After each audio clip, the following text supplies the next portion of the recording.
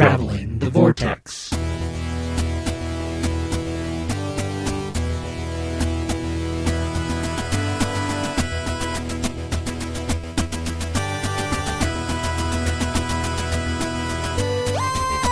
We've joined the Doctor as he travels the Vortex and landed at episode number 83.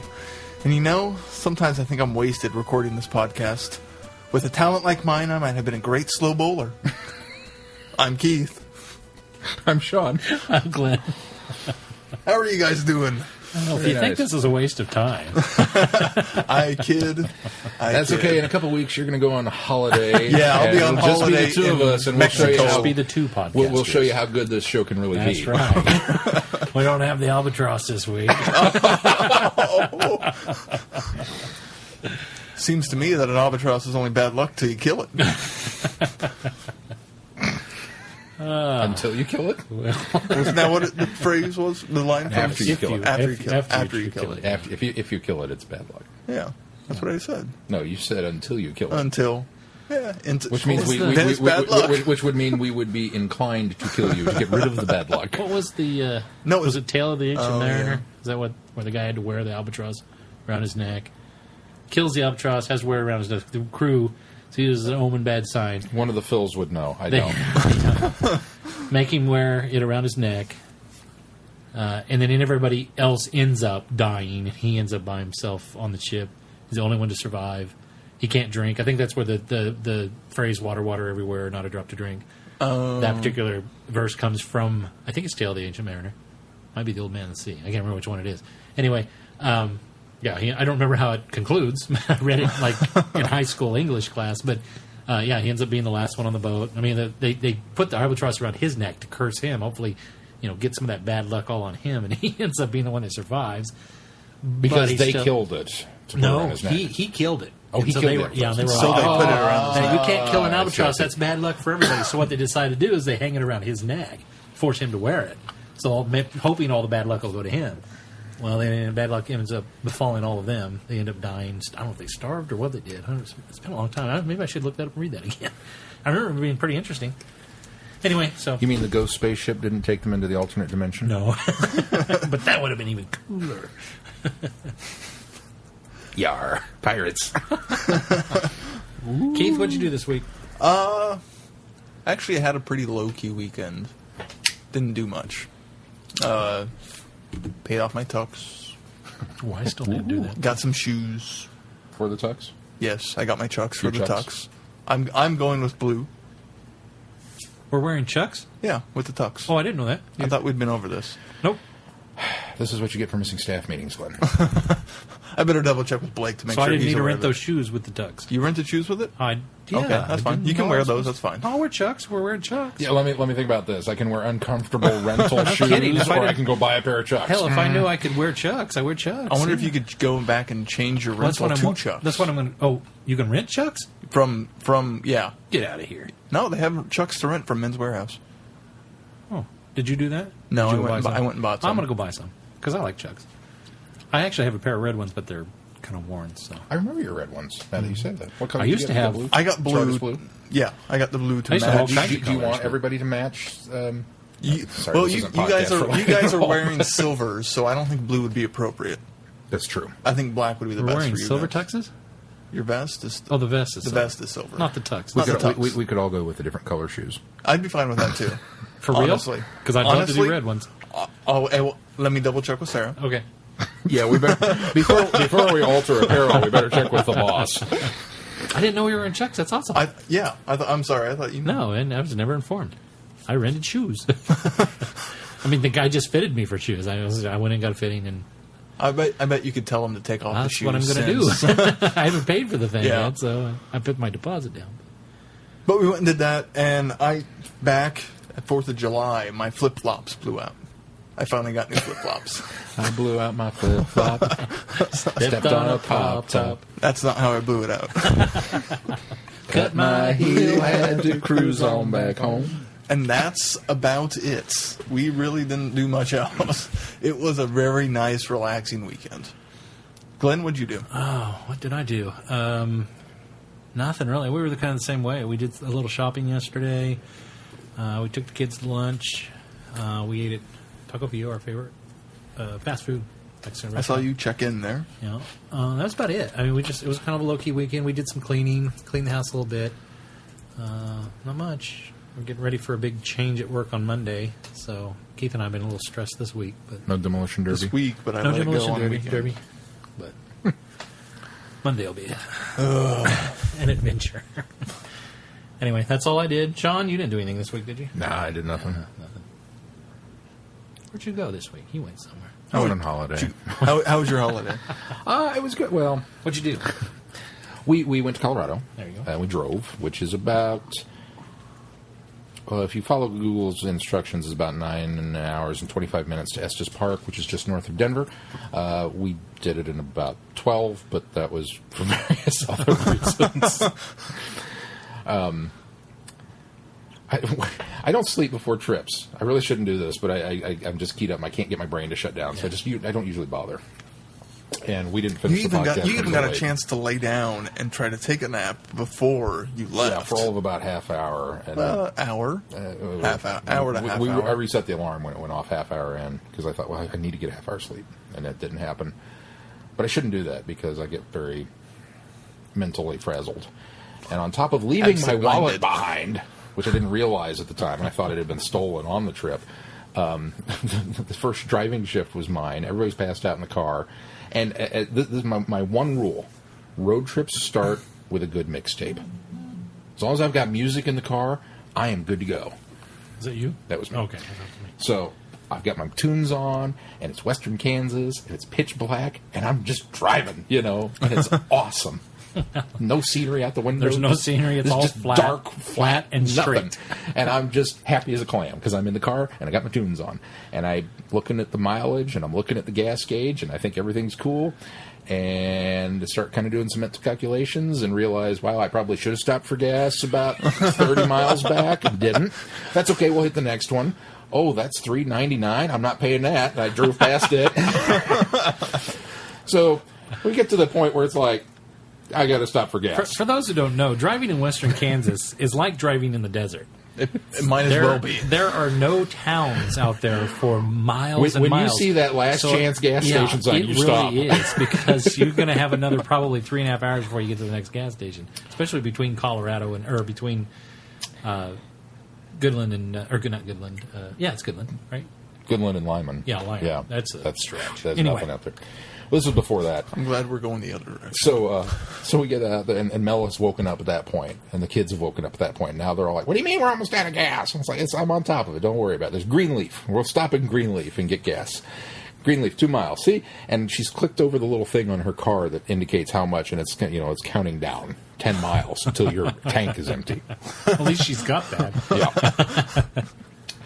So we pull off the road to Greenleaf, and there ain't no town there. There's nothing.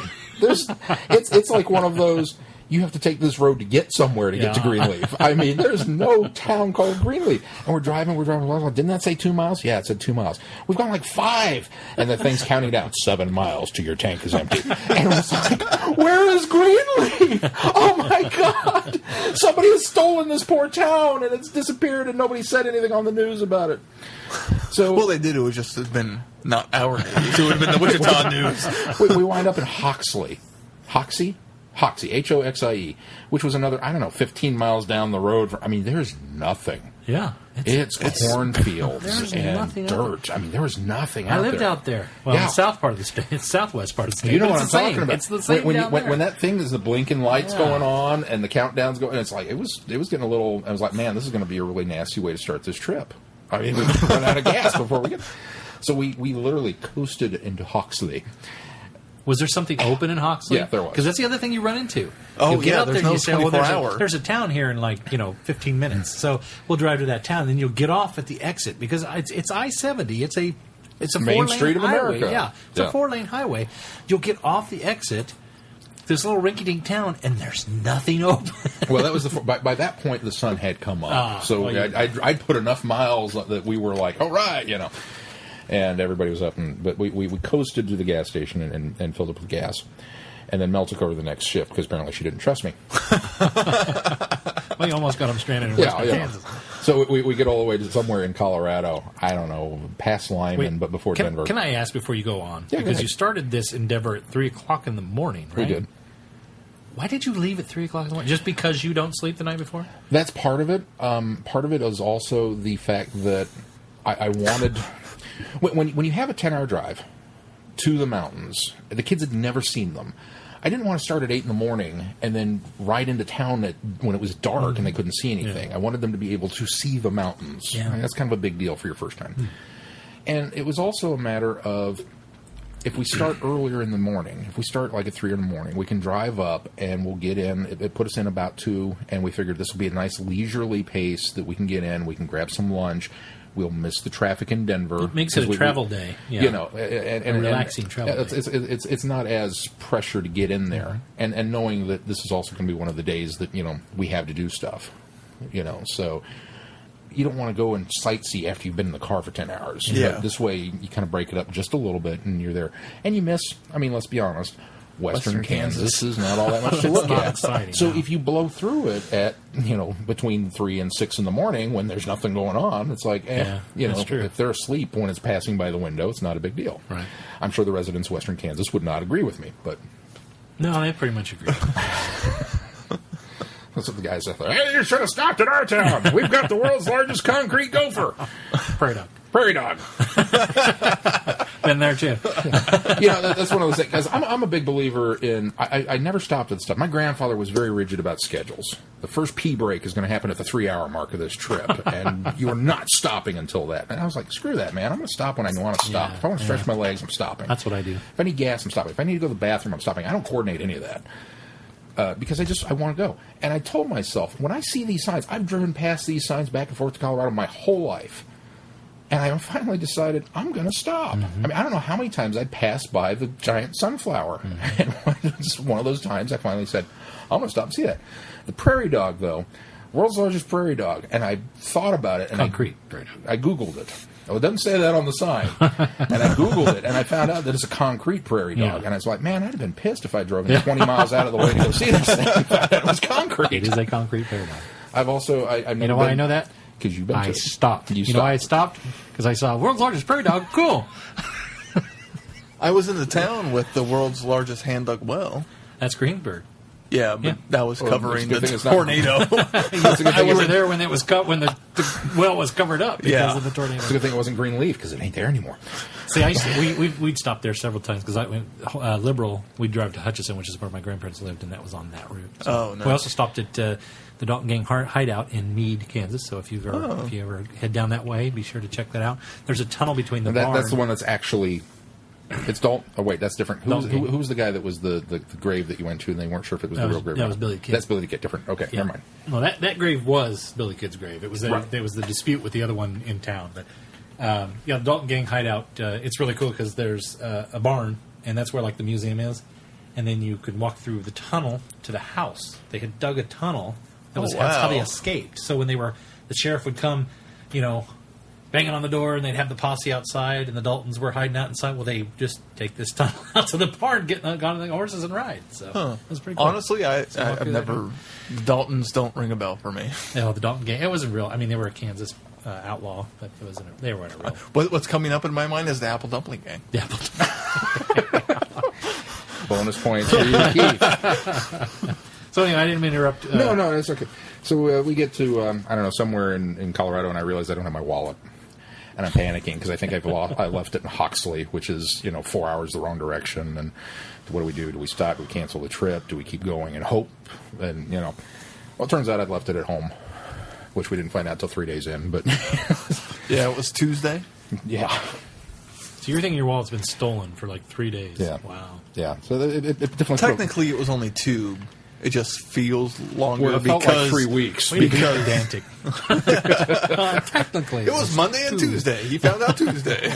But, he was conscious for most of It was the 2 Sunday really nights. long days. Yes, it would be. It was Wednesday before I found out, wasn't it? I thought it was Tuesday, because I thought it was the same day you found your disc. Does it matter? Well, it doesn't matter. So it definitely put a pallor on the whole, oh my God, what do you mean? And of course, what's running through my head when I think of this, not the, oh my God, I've got to replace my ID and my credit cards and my... What's running through my head is Johnny Carson going, you're away from home and your wallet's stolen. What do you do? Doing the American Express spoof. That's what's running through my head. So, but we got to Estes Park, which was very pretty and very nice. And I did not know the Stanley Hotel is in Estes Park, which is where Stephen King stayed and apparently inspired The Shining. Oh, yeah. And Ghost Hunters went and did a and it supposedly is a haunted hotel. Yeah. I also didn't know Stanley. The guy Stanley is a very interesting guy. We didn't get to do the tour because we were running short on time and money. Well, you don't have your wallet. But he was sent out there. He was kind of like Doc Holliday in Tombstone. They said, you need to get to a drier climate. You're going to die. He had tuberculosis or emphysema or something. So they sent him out. So he moves to Colorado and lived for another 40 years after he got there because the Stanley steamer, same guy. Oh. Yeah. I didn't know that. I'll be done. So he built the hotel, and he's got a ton of patents. The guy was an inventor like mad. Huh. I mean, he was like Tesla. He just kept churning out stuff. In Colorado, what else are you going to do?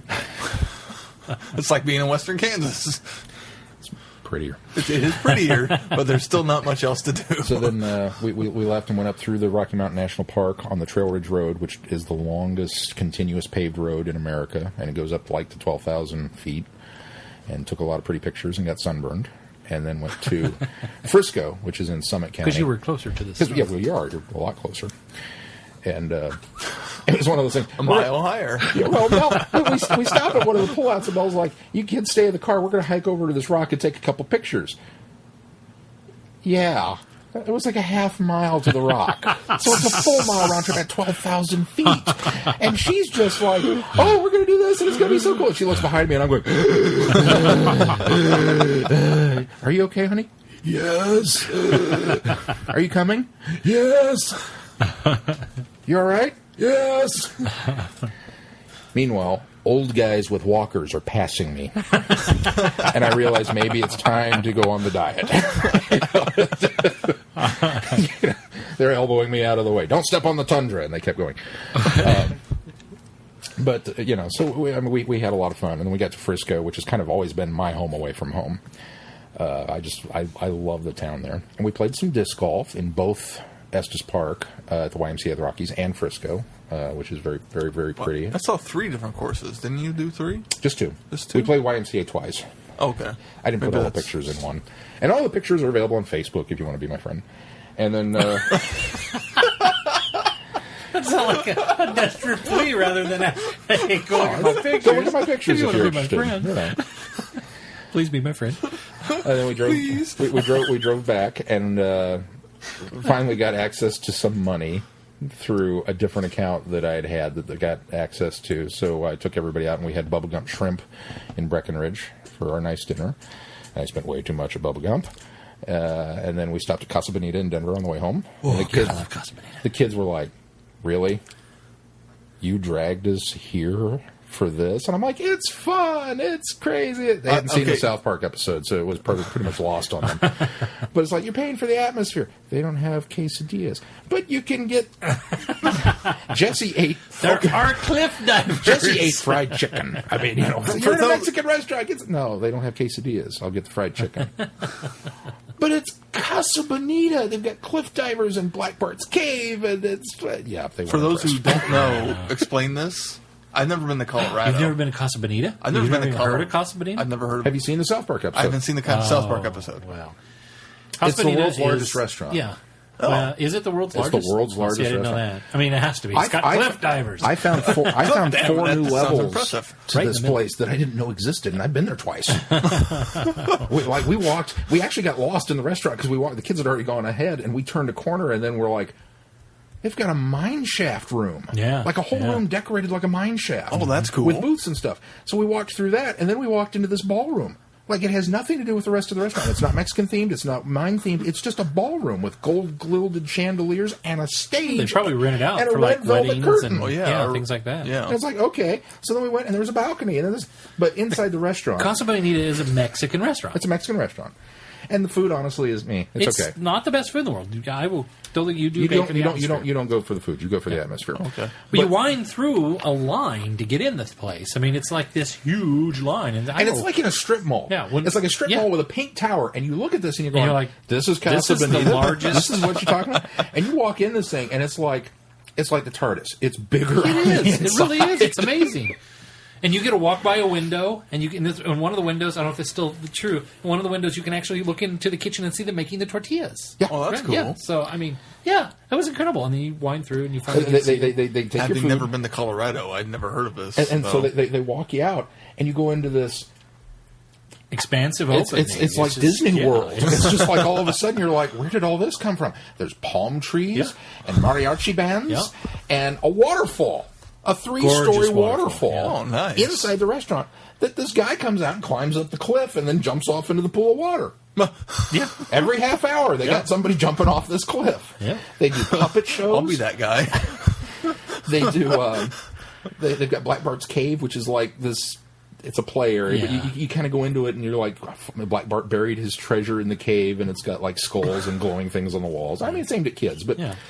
And then there's an arcade. It's like Showbiz. They've got skee ball and, all that stuff. If you want more Old-time food, photos. if you want more food, if you want your waitress to come to your table, they have these little flags. You raise the little flag at your table, and it goes up there. And if it's up, they'll come over there and help you. So I found out through Casa Bonita through the South Park episode. Okay. I saw the South Park episode, and I laughed, and I thought, wow, this is really weird. And then I found out it was a real restaurant that they did this. Apparently, Matt and Trey are really big Casa Bonita fans. I haven't been there so then in 25 it was years, probably. It was a quest. We've got to go to Casa Bonita. And I've been 3 times now, and I don't care. I laugh with this stupid grin on my face. Because it's just dumb fun. They had one in... Well, I think they still have one in Tulsa. In Tulsa, there's one. It's I don't not think as it's nice. It's not as big, but... Never been to Oklahoma either, so I don't know. So we stopped My God, there. you're a sheltered man. How do you live in Kansas and not have Where made have it you to been Oklahoma outside of accidentally? Kansas besides New York. Missouri? You've been in New York? I've been in New York. You flew to New York. You didn't drive there. No, I didn't drive there. Pennsylvania, Ohio, Maryland, Virginia. I guess you went and saw your sister that one time, so you went to a lot of the states there. Well, and I went to New York and D.C. before my sister ever lived there. So East Coast. East Coast. I've been Florida. East Coast. I've been to Florida for my sister's wedding. Right. So yeah. Okay. If it wasn't for your sister, you wouldn't have any culture. Yeah. I swear. I'm going to New Orleans next month. Is that where you're taking your... Yeah, that's where our port is. Oh, you guys are cruising. Yes. There's a bubblegum shrimp in New Orleans. I'll have to try to stop Sean by. needs another glass? I need another glass. Sorry, Sean. Go ahead. No, so then and then we came home. We stopped in Goodland and took wonderful photos of the giant Van Gogh sunflower that's back up on display after being restored. Way to bring it back around to Doctor Who. I was. And then I feel bad because I grabbed her name and I apparently have lost it. Van Gogh. I apparently have lost it.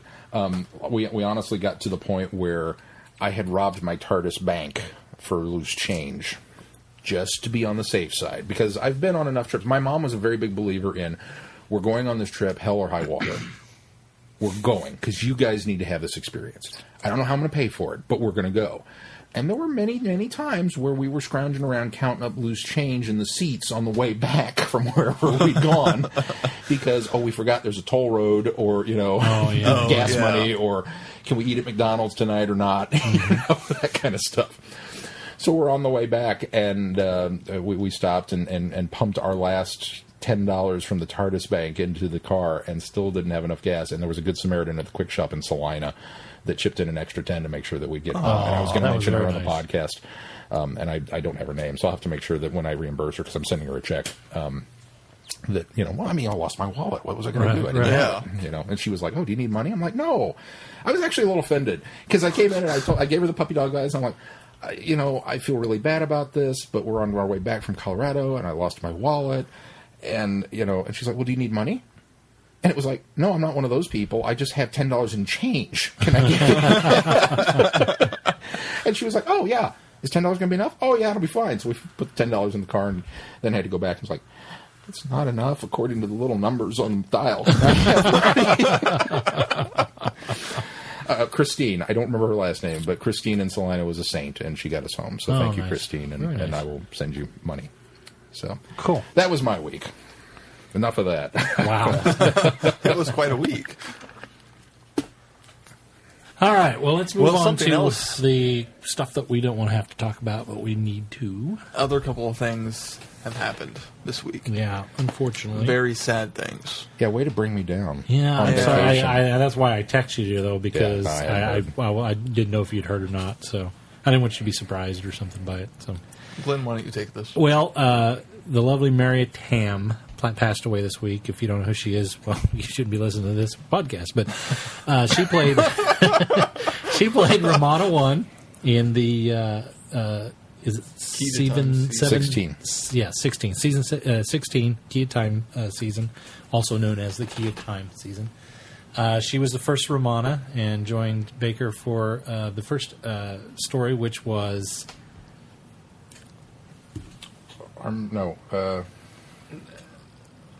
the one on the snowy planet. Ribos operation. Thank you. Ribos. Ribos operation. And then, of course, stuck around until Armageddon Factor, which is the one you were trying to roll off your tongue there. So, yeah, lovely woman. She lost her battle with cancer, and it's one of those things where we just got off of, 2 weeks ago, we got the news that Carolyn John had passed away. Yeah. And, from cancer, and it's been a year ago since we lost Sarah Jane, or Elizabeth Sladen. Sorry, I'm a little worked up here. No. To cancer, so it's really odd just to hear everybody. We're losing everybody to this just dreadful disease. And It almost makes me wonder. That there was an odd Hollywood legend, kind of story. And I don't remember now which movie it was, but somebody started connecting the dots, and it's this old John Wayne Western. I want to say it was The Searchers. It was one of the big ones. But they realized that John Wayne, the two co-stars, the female lead, the director, the unit producer, the caterer, everybody on this film wound up getting cancer and died. And it wasn't until years and years and years and years and years later that they realized apparently it was a government nuclear test site that they went out and filmed on, and apparently it was buried in the records and nobody had said anything about it. And so a lot of people think that that's, the United States government killed John Wayne because they gave him this radiation. But that story popped into my head when I got the text from you, and it made me kind of wonder if there isn't something at the BBC Center that maybe they had lead-lined paint in the walls or something on the Doctor Who sets. I think there was asbestos. I think it's coincidental though, because a lot of how many actors and actresses were on Doctor Who that don't have cancer, and we don't know what don't kind of us. cancer were there. We didn't know Elizabeth Sladen had cancer, and we don't know what kind of cancer they suffered from. Yeah.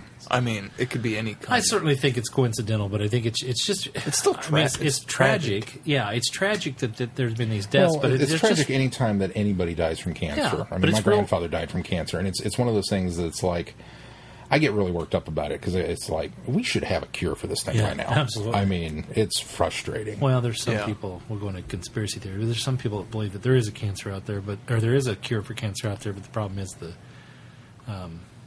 pharmaceutical companies won't release it because it's there's more of a business in selling drugs that don't cure cancer, but help you through it. I believe you cure cancer, then that dries up a lot of the drug supply. So I don't know. I believe the pharmaceutical companies are the root of all evil, quite honestly. But that's another story for another podcast. Them and insurance companies. Anyway, so it's so sad that we only got that one season with her, and she didn't even do any big finish, right? Yes, she did. She did. Oh, good. When I heard the news, I was like, I really hope she did a big finish. Something with Tom too, wasn't she? I believe so. I believe she was set to do something on one of the new seasons, but she did. There's something. I think Dr. Phil actually sent us some feedback on one that she did. One of the Gallifreys that she did, where she played Romana opposite Romana II. Ooh. Well, that they were both in it, and I don't remember exactly how they wind up crossing their own time streams, but it's the two Romanas. Yeah. And I don't remember the details of that story now, but I remember at the time hearing that and thinking, oh, wow, that sounds really cool. I want to say she did a couple of them, but I could be wrong. I was hoping there was a section that listed the actors and actresses in this book, but I don't see it. Well, we'll have Keith. I'm Googling it. Very quickly Google that and see what we can find out now. Wikipedia. Or Wikipedia. She was supposed to appear at Galley last year, and I remember kind of a last-minute thing where she had something come up and couldn't make it. And Maybe she was too sick. I wonder if that's not it now. And I remember reading the post on Galley that she had said that she hoped that she'd be there this year, or this coming year. Yeah. It looks like this is her, isn't it? Yeah, it looks like maybe she did some Companion Chronicles. Oh. If that's her. It looks like her. There's a picture here, but I'm not seeing. Let's see.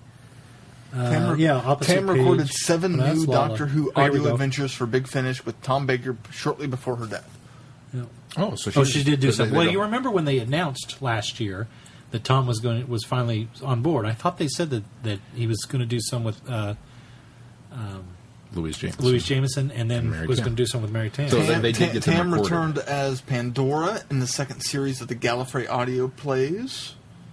Her first such appearance was in Gallifrey Lies in 2005.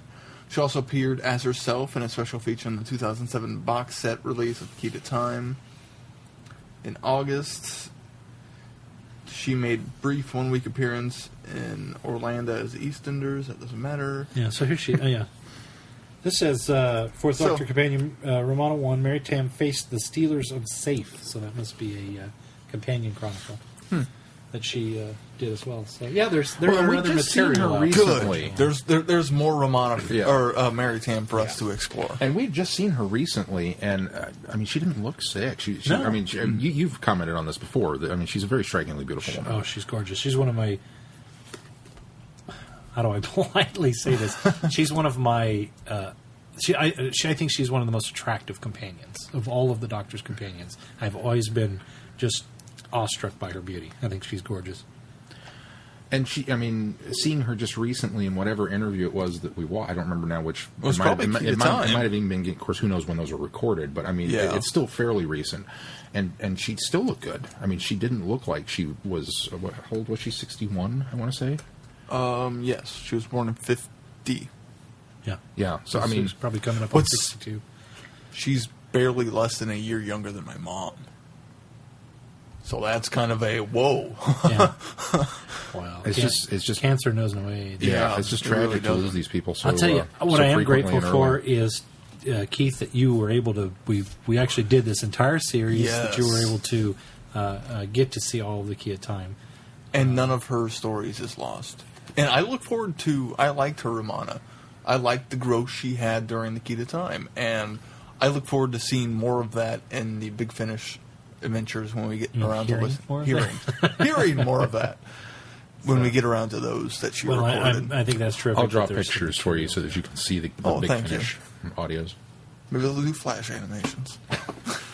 It'll Well, be stick figures. But Our thoughts and prayers and meditations, of course, go out to her family and friends and those closest to her that are suffering now because from the loss. So We also had another loss in the Who-niverse this week. Jeffrey Hughes, who in 1986 he played Mr. Popplewick in The Ultimate Foe, which was the last story of the trial of a Time Lord. He passed away at the age of 86. Or 68, I'm sorry. 68. did it say from what? I'm looking now. It doesn't. Not cancer. He had previously beaten prostate cancer Huh? and found it had returned. Oh, that's too bad. So, And that's actually, ironically enough, that's another seasonal story arc that was sold on its season, and Yeah. that one you haven't seen yet. That one I we haven't. haven't tackled we've yet, been so. holding off on although his He- face looks or, familiar to me. Trial Trial of of Time Time Lord. I don't know why, but I mean, I don't recognize anything he's done. Although he did supplied the voice of Paul McCartney in Yellow Submarine, Oh wow! the cartoon. Yeah, because none of them actually did their Yeah, voice. well, They did that one. There's a clip of them at the end that's the actually end. them, and of course the songs are them. But, I feel bad now. I own a movie this guy's in, yeah, and he's Yeah. gone. there you go. I felt bad even though I didn't know anything. Well, Way to rub that in, Glenn. So, but you know, we certainly our thoughts, prayers, and meditations also go out to Jeffrey Hughes' family. All right, should we move on to some happier things? Something guys? happy, Bring the something cast leading back up to, in Something not so theory, happy. New Who. BBC America is going to air 4 new special documentaries about Doctor Who, a part of their Supernatural Saturday-themed evenings. Starting August 4th, The Science of Doctor Who. After that will be The Women of Doctor Who, The Timey-Wimey of Doctor Who, and The Destinations. Wait, there's one called The Timey-Wimey of Doctor Yes. Who? That's awesome. That's awesome. And The Destinations of Doctor Who. So, a lot of theory is that that last one will air pairing with the new episode on August 25th. It certainly does look like we're starting to zero in on the 25th. Well, as the before that, I think we'll know for possible sure date. on August 2nd because the UK trailer for the new series is being released on August 2nd. Around 8 p.m. on BBC One for I those say in the UK. that is the day that we'll know when Doctor Who is returning. Although, the last time Doctor Who returned with a trailer, BBC America announced when it was going to be on before the BBC did. So, Well, and this trailer forms a part of a series of promotions for shows that form the latest original British drama campaign that will run throughout London Olympics coverage so over the will coming it not 17 be its days. own It trailer? will. So they'll just each of the each dramas shows will have their own trailer because during sometimes this. they do those at the beginning of the year clips, where it's yeah. like all of the dramas. Well, I mean, let's not forget we've had a season 7 trailer. Yes, well, we have. yes. We have had It, one. it just came out and said coming this fall. Right. We could still be Well, in for a. And truthfully, there wasn't a lot shot by then, so we didn't. There was no Jenna Louise Jameson. Yes, and it was all It up was. to. There were some of the Dalek episode, which is will start. It the was season. mostly the Western. There was It was mostly mostly the the Western, Western. and I think there was one. There were clips from one other episode. I think I saw that. It was the Weasley episode. Yeah, with Mr. Weasley. What's his name? Arthur. The actor's name. Oh, we saw that shot of Filch too, which was a different episode too, right? That was the same one. Oh, okay. Filch and Weasley on the same And then episode. same episode. So there were 3 episodes for that. So Which presumably, unfortunately makes Harry Potter and the Goblet of Fire the ultimate Doctor Who tie-in film. Because there are now 1, 2, 3, 4, Arthur's in that one? 5 actors that were in. 5. I've got 4. Filch. Oh, duh. Yeah, I got it. Yeah, Let's hope Robert Pattinson never graces our scene during Doctor Who. he was all right in Harry Potter. There was now there'll be a Filch, there'll be Arthur Weasley, there'll be Dumbledore, and Barty Crouch Sr. Who's the other one? Duh. Barty Crouch Jr. Yes, I know. Little actor you may have heard of. We've talked about him guy. a bit. Occasionally. Did a few things. Did a few things. Well, since we're talking about Olympic coverage, let's talk about the Olympics opening ceremony. Good segue, Keith. Thank you. I totally thought you were going to go with David Tennant into the other beast in the news. No. We're going to talk about I Olympic gave his name away. fails. Olympic... And from what I... Can I play this early? Play it early. This is what we think of the Olympic coverage.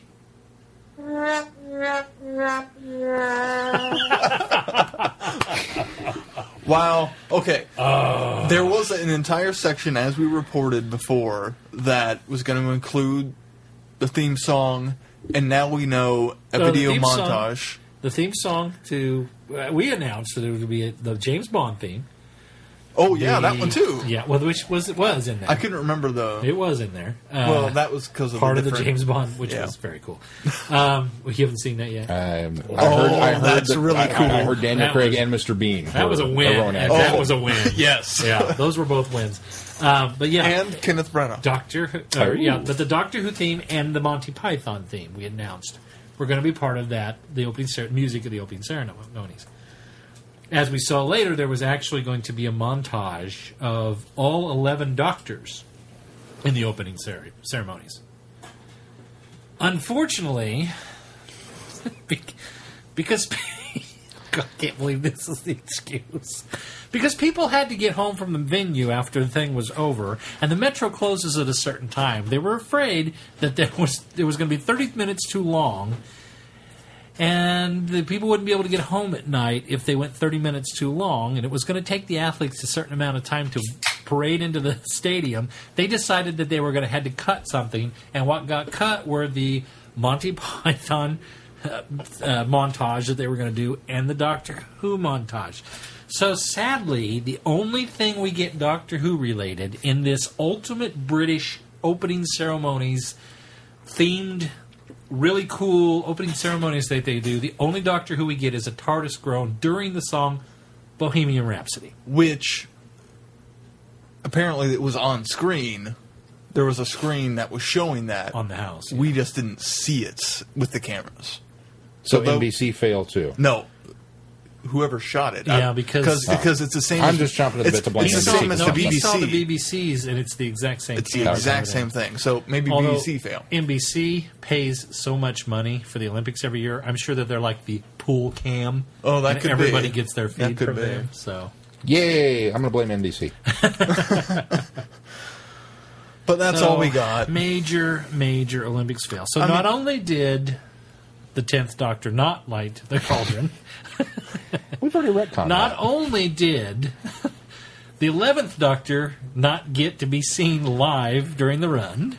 That would have been cool too. It's just a string of Doctor Who fails. Now all we get is the TARDIS groan. Although and the fact ultimate that Danny angle- Boyle wanted to include this and didn't get to just makes me more of a Danny Boyle fan. That No, he he's the wanted one to- that cut it. No, I didn't think he did. No, He's the one that cut it. I saw that he was furious that it got cut he was the from one his that cut show. it. No, he's back. I think I don't. You're the director. You're the one deciding what gets cut. Maybe Not if there are the powers that be the powers that be said is cut going. this. You've I got to think cut the- something because you've got to get people home I on the think the trams Queen before. could have said Metro must stay open. Well, yes, an hour later tonight. there is that. They could have Now- kept the show a half hour longer, and nobody would have any Let's issue. let's deal with the true issue here. That's the You're bigger problem. hosting the Olympic Games in a major metropolitan city. This isn't Goodland. This is London. And the metro And this is your closes? third time. Yeah, The metro closes in London? yeah. I mean, The metro closes, or the Really? not metro. Fail. so If you're- well, here, at no okay. point in time did anybody go, you know what? For that 2 weeks, we probably ought to run the metro 24/7, or at least have extended hours, Yeah, so that people can That's- get to that's the the bigger games fail. and home. You didn't think about this ahead of time. Forget the fact that you cut Doctor Who. You didn't think about the fact that you've got X number of thousands of people in London. For You know this? what they could have done? They could have cut about half of that stupid 80s pop. I didn't like that. Yeah, It wasn't entire 80s. It was section. all pop culture internet tribute thing. That was Yeah. horrible. Did tribute to the digital age. I mean, it was cute and clever, but way too long. Oh my And gosh! I think, and I honestly think Danny Boyle's vision of the entire ceremonies isn't complete because of that half hour. Yeah, I would agree. And I don't blame him So, for having to cut that half It so was hour. will him it who show up cut in the it. director's cut? I saw it. He cut There it. is no director's cut. They didn't even do it. Yeah. Right, but when they put it on DVD, it'll No, be in the no, they director's didn't. cut, right? They didn't perform it. That's the problem. Is we Can't- can't, Maybe they filmed a dress rehearsal and they Maybe. can cleverly cut it in. That would be awesome. Can't Danny Boyle, as the director, say, everybody's going to come over to my house on Saturday, and we're going to do this in the backyard, and I'll get the high-def camera out and a couple of GoPros, and we're going to put it on So the DVD. disappointed. So disappointed. So, yeah, big, epic fail Yeah. for the Olympics. However, there is a win for Doctor Who. And Yes. that win comes this week. Did he win a gold? U.S. win. The U.S. win, yes. Did we So win a Doctor gold? Who. If, Oh, if, we've won a if the couple. UK is going to fail, The U.S. is going to pick up the that U.S. is mantle. going to pick up the slack. Coming out this week, August 3rd, I believe you said is the That's the release date on date. the issue. Is So it's our one of our favorite doctors, the 11th Doctor, will grace the cover of Entertainment Weekly in the United States. Yay! And you've probably seen the pictures on Facebook. Yep. There's a picture of Matt Smith holding a tablet with the cover, which is pretty cool. And, But that's not on the cover. No. No. He's actually holding Wow. the Could you cover. hold He's the holding cover that. of the magazine on the magazine that you're... My brain just imploded. Probably could do that, yes. That'd be cool. Accompanying the cover inside is a article titled "Inside the Cult of Doctor Who: How a British Sci-Fi Series Became a Global Geek Obsession." I wonder if they touch on podcasts and how there's so many Doctor Who podcasts I out there. don't know. Let me find out. We'll have because to I write happen it. to have the digital copy of it. If not, we'll have to write Entertainment Weekly, and we can get in the letters section. Traveling the There you Vortex go. says, you guys didn't touch on podcasts.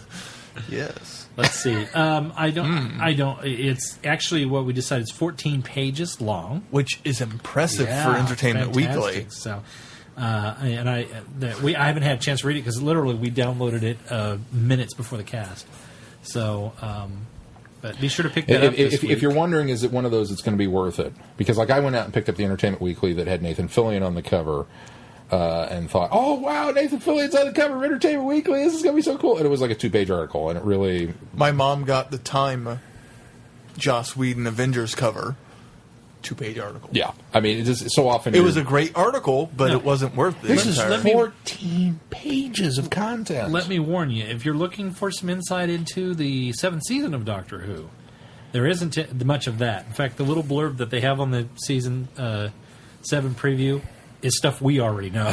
Well, I'm sure realistically everything in this 14 pages is stuff we already know. Yeah. That's probably I don't true. care. It's It's the 14 pages history. in a major American And it publication. starts from the beginning. So That's what I think is the coolest. They don't focus on New Who. I mean, it's all of Who. we joked earlier off mic that 14 pages is longer than the American version of Doctor Who magazine. Yeah. the Panini or whatever it was released that was. Right, I mean, that's an impressive chunk of magazine devoted to this. So definitely, I encourage everybody to go out and show their support and buy Entertainment Weekly and let them know that, oh my God, this is our best-selling issue ever. Maybe we should put Doctor Who on the cover more often.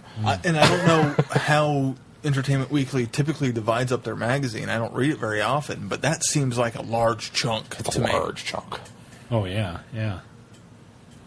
Larger than most things would have. There's also a cool article on the top 25 geek Cult shows. Cult TV. Although we We disagree don't agree with some I of it. disagree a lot with the of it. numbers, but yeah. Yeah, so. I'm uploading the cover right now. I know it's already been on places, but Oh, to our site. yep. Well, what's next while Glenn's doing that? I think that's all of our news, isn't it? That's no, wait a minute.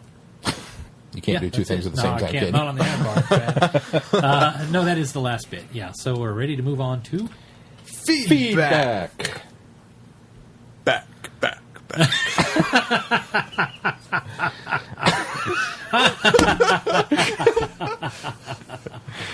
Oh wait, somebody already did it. Somebody already has the cover on there. Well, I put that on, Oh, yeah, on Facebook. On the That's Facebook. what On I was Facebook. gonna do. Nice job.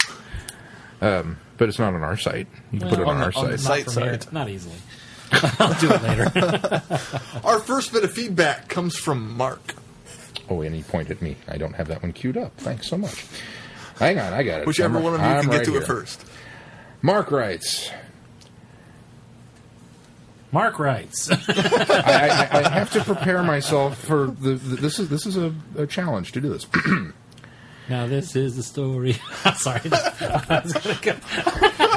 Sorry, I was going to do Bust a Move. Now this is the story. Now, this is a story about how my wife got flipped, turned upside down. So I'd like to take a minute, just sit right there. I'll give you my feedback. It's a Fresh Prince of Oh, it's Bel-Air. Fresh Prince. I was thinking it was. Ruin his joke.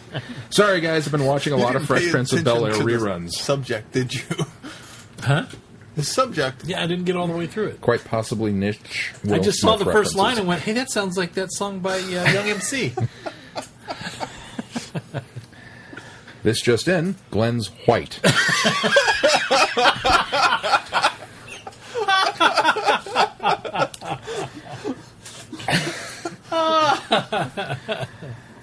Sorry, guys. I've been watching a lot of Fresh Prince of Bel-Air I also reruns. thought it said my wife got flipped, turned upside down. So it's probably a good thing I didn't read it. Okay.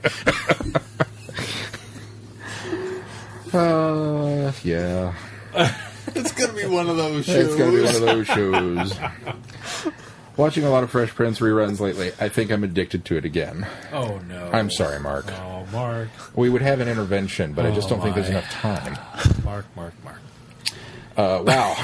That's an American show that Americans are embarrassed. There was a time where it was on Nick at Night, and I was ashamed it was on Nick at Night, but I still watched it. What? Yeah. Oh, my gosh. I watched it on its first run. Are you shocked that it was pretty on much Nick at Night, or that he watched it? That he watched it, because the Nick at Night thing's been recent. It's been like within a year. No, it's been longer than... I was living at home still. Oh. So this was 5-6 years ago. Really? This, Wings, Cosby Show... A I lot remember all those of being stuff on Nick that at Night, shouldn't be on Nick at Night. Well, Nick at Night has been stuff that shouldn't be on Nick at Night for a long time. So Full House. yeah, they ran out of. I stayed up late because I had nothing else to do and watched all those. Hey, I watched Full House. So did I, because I watched it when it was new. I can honestly say, quite proudly, I have never seen a full episode of Full House. Well, then you cannot. Yes, that's like, I can. No, that's like Yes, I not can. voting and then complaining when they elect the guy that you don't want. The 5 minutes here or there that I did catch was enough to convince me I don't need to watch this show. No, come on. Think of all the anguish you could Danny have saved. Tanner, Uncle Joey, Uncle Think of Jesse. all the anguish you would have saved me if you'd have showed me the last episode of Lost first. DJ. Yeah, that's true. See? Why It subject wouldn't have myself made to... sense. No, it probably wouldn't have. I'd been really lost. I Were don't know what they you call happy this with lost. the end? That Mark, was the joke of we fans. promise we'll finish your email. Later. So, anyway. Yeah. Where was I? Wow, I've sent in some feedback with some strange, completely unrelated introductions, but that may have just been the strangest. It tops a shopping list, eh? Apparently Mark is now Canadian. It says it's EA. It does say Just thought I'd write in and thank you guys for starting to review Big Finish lately. I've been enjoying their audios for a while now, and I own almost all of them. I try not to think about how much it's costed me, but let's just say I could probably have bought a new. Let's just say I could have probably bought a new car by now, or maybe a Cardus. That's a year and bit long callback, so I'll apologize to new listeners. And I have to be honest. Great callback. When I read this, my brain seized up and I went, I know that from somewhere. Where do... And then I kept going, it's a bit long callback. And the mental filing cabinet literally flew open and my brain went, oh, yeah. It's one of the things we haven't beat to death on this show. But you know That's what? why There's many won't always remember it. Time. It's okay, I'm bringing it back. And whilst we're on the subject, I'd recommend taking a look at the audios with Ian Chesterton in them. They're so awesome. That's all this week. That's just the short thing I wanted to say. So, yo home to Bel Air from Mark McArmite III. Or I. However that's pronounced. Thank you, Mark. Thanks, Thanks, Mark. Up next. I rehearsed that. I read the So did I when I read it the first time. email out to make sure I had the cadence down to go with the song. Because I didn't want to screw it up. And then you threw Bust a Move in there. Just... Damn it, Glenn.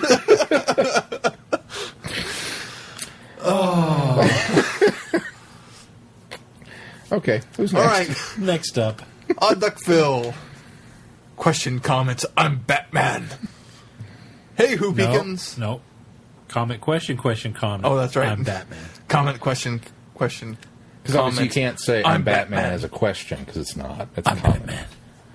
Did you guys see that video clip I'm of Spartacus. people saying I'm Batman? Of all the media, television, movie references to I'm Batman?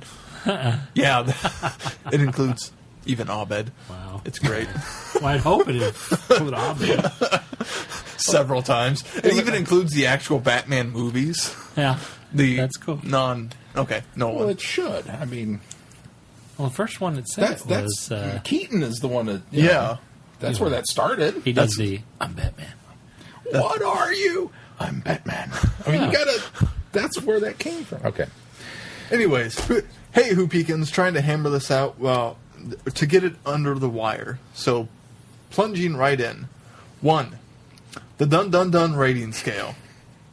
I think it needs something worse than silence. I know you've said that any Who is good Who, but given the testimonials you've given, at times you've given, I believe that is not always true. Some Doctor Who episodes / books / audio plays are so bad that if a newcomer experiences it, there's a real chance they won't come back for seconds. So I mentioned a few for a new bottom of the barrel rating and submit a couple of candidates. Well, one we heard earlier.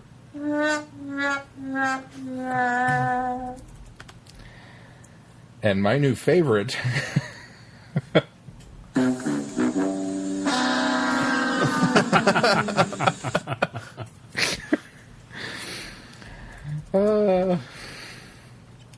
Number 2, Tropical Storms, Exhibit A.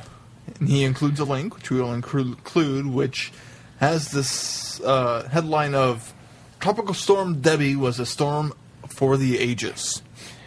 Phil, I think, is still feeling a little slighted that Chrissy sent a feedback in a couple of weeks back about, I didn't think the last tropical storm that I was through was all that bad. So he's still pumping up. He's defending himself. Oh, it was crazy. There were flying cows, man. You should have seen this. It was really bad. I'm not disputing anything, and obviously, yes, tropical storms are bad, but I think it's funny that this is still a topic of conversation. Exhibit B will be arriving shortly as I try to track down a couple of pictures of us driving through standing water and playing in the storm aftermath. You're not supposed to drive through standing water, Phil. Turn around, don't drown. Important safety tip. Thanks, Don. Don't you, Phil? You lived in Kansas, man. Well, you were in Missouri, but it was Turn close around, enough. don't drown. You never heard that? You don't drive through standing water because you don't know how deep it could be. Right. It could be a chuck hole, especially in Topeka. It could be a chuck hole there, and you just go all the way in. 3. Dark Knight Rises tangent. Had a ball. Need to see them all again, but right now it's my current favorite. Oh. It may just be. Sorry. It may just be that it ends a trilogy and it ends well, or that the new car smell hasn't worn off. But what a ride Nolan took us on from start to finish. It's that last part, Phil. I agree that Nolan took us on a ride from start to finish, and it does end the trilogy well. I also agree that I think it's the new car smell. I think you're still on that moving high that you're just like, oh, wow, it was awesome. Go back and watch them again. You'll Go back and watch them again. Dark Knight's still the best. 4. I'm sorry, there is no 4. Wait, let me start over. 4. Feedback jingle. I want a full version for this episode. I want snapping, and I want their little scat finish. I want to be able to picture Sean doing jazz hands at the finish. It's not the jingle we want. It's the jingle we deserve.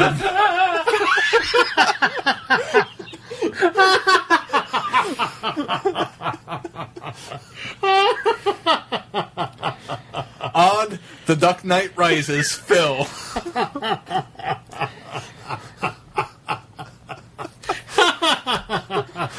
Now I feel bad we did such a lame feedback jingle. I'm so glad I didn't read this ahead. The jingle you deserve, huh? All right, Sean, give us the jingle we deserve because you didn't do because you didn't do it at the beginning. I didn't. I purposely didn't do it on the beginning because I did read this in advance, and I have to admit I laughed for a good solid 15 minutes after I read it, and then I began to panic because it was like, how can I spruce this thing up any more than we've? I mean, I could come in here with like pre-recorded drum beat music or something. Wait, listen, he doesn't want it spruced. He wants the full version, the snapping. He wants the little scat at the end, and he wants to be able to picture you doing jazz hands at the finish. Well, here, take the picture now. We'll fake the ending. We're not faking Well, now he anything. knows. I'll still do this at the end, but I want to make sure the photo looks good. So we're going to fake the photo now. This is a news thing. You guys should know how this works. This is a news thing, and I'm going to videotape this. Oh, God. How's my hair? Do I look all right? All right, here we go. The whole thing from start to Now top? it's got to be the whole thing. You got to do it just like Phil requested. Where are you going? Consider this a wedding present. Hi, Phil. I forgot how it starts. It's been so long. Oh, yeah. It's only got 3 words. You'd think I'd be able to figure this out. Feedback, feedback. We've got some feedback.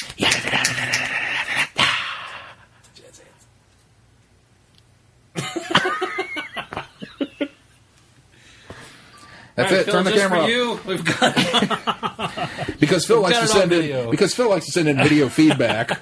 We're going to send some feedback video. Oh, that's good stuff. There's the jingle you deserve. Not the one you wanted, but the one you deserve. That's good stuff. All right, well, let's get the dirty work out of the way this week, then. Our reviews. The Horns of Nimon.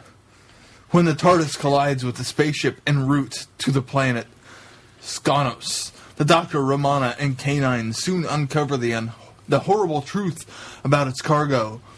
The ship is carrying young sacrifices for a powerful horned creature called the Nimon. But why is the creature so desperate for the delivery? And what other dangers await the time travelers? All will be revealed at the center of the Labyrinth Power Complex on Skanos.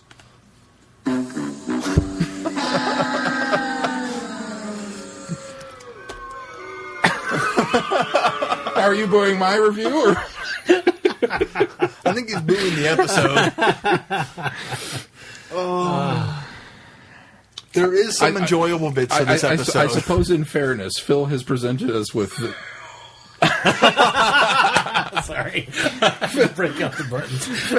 Phil has presented us with the feedback, or what did he call this? The da-da-da rating scale for the bottom of the barrel episodes. And I don't think Horns of Nimon is a bottom of the barrel. We're having some fun with it. Yeah. It's not the best. It's not the best definitely Fourth not Doctor. the best. No. It's not as good as I remember. Oh, sad trombone's on here. Oh. I'll be darned. All right, sorry. I'll get away from this. So was one you did earlier. Oh, no, you said you did Spartacus, didn't you?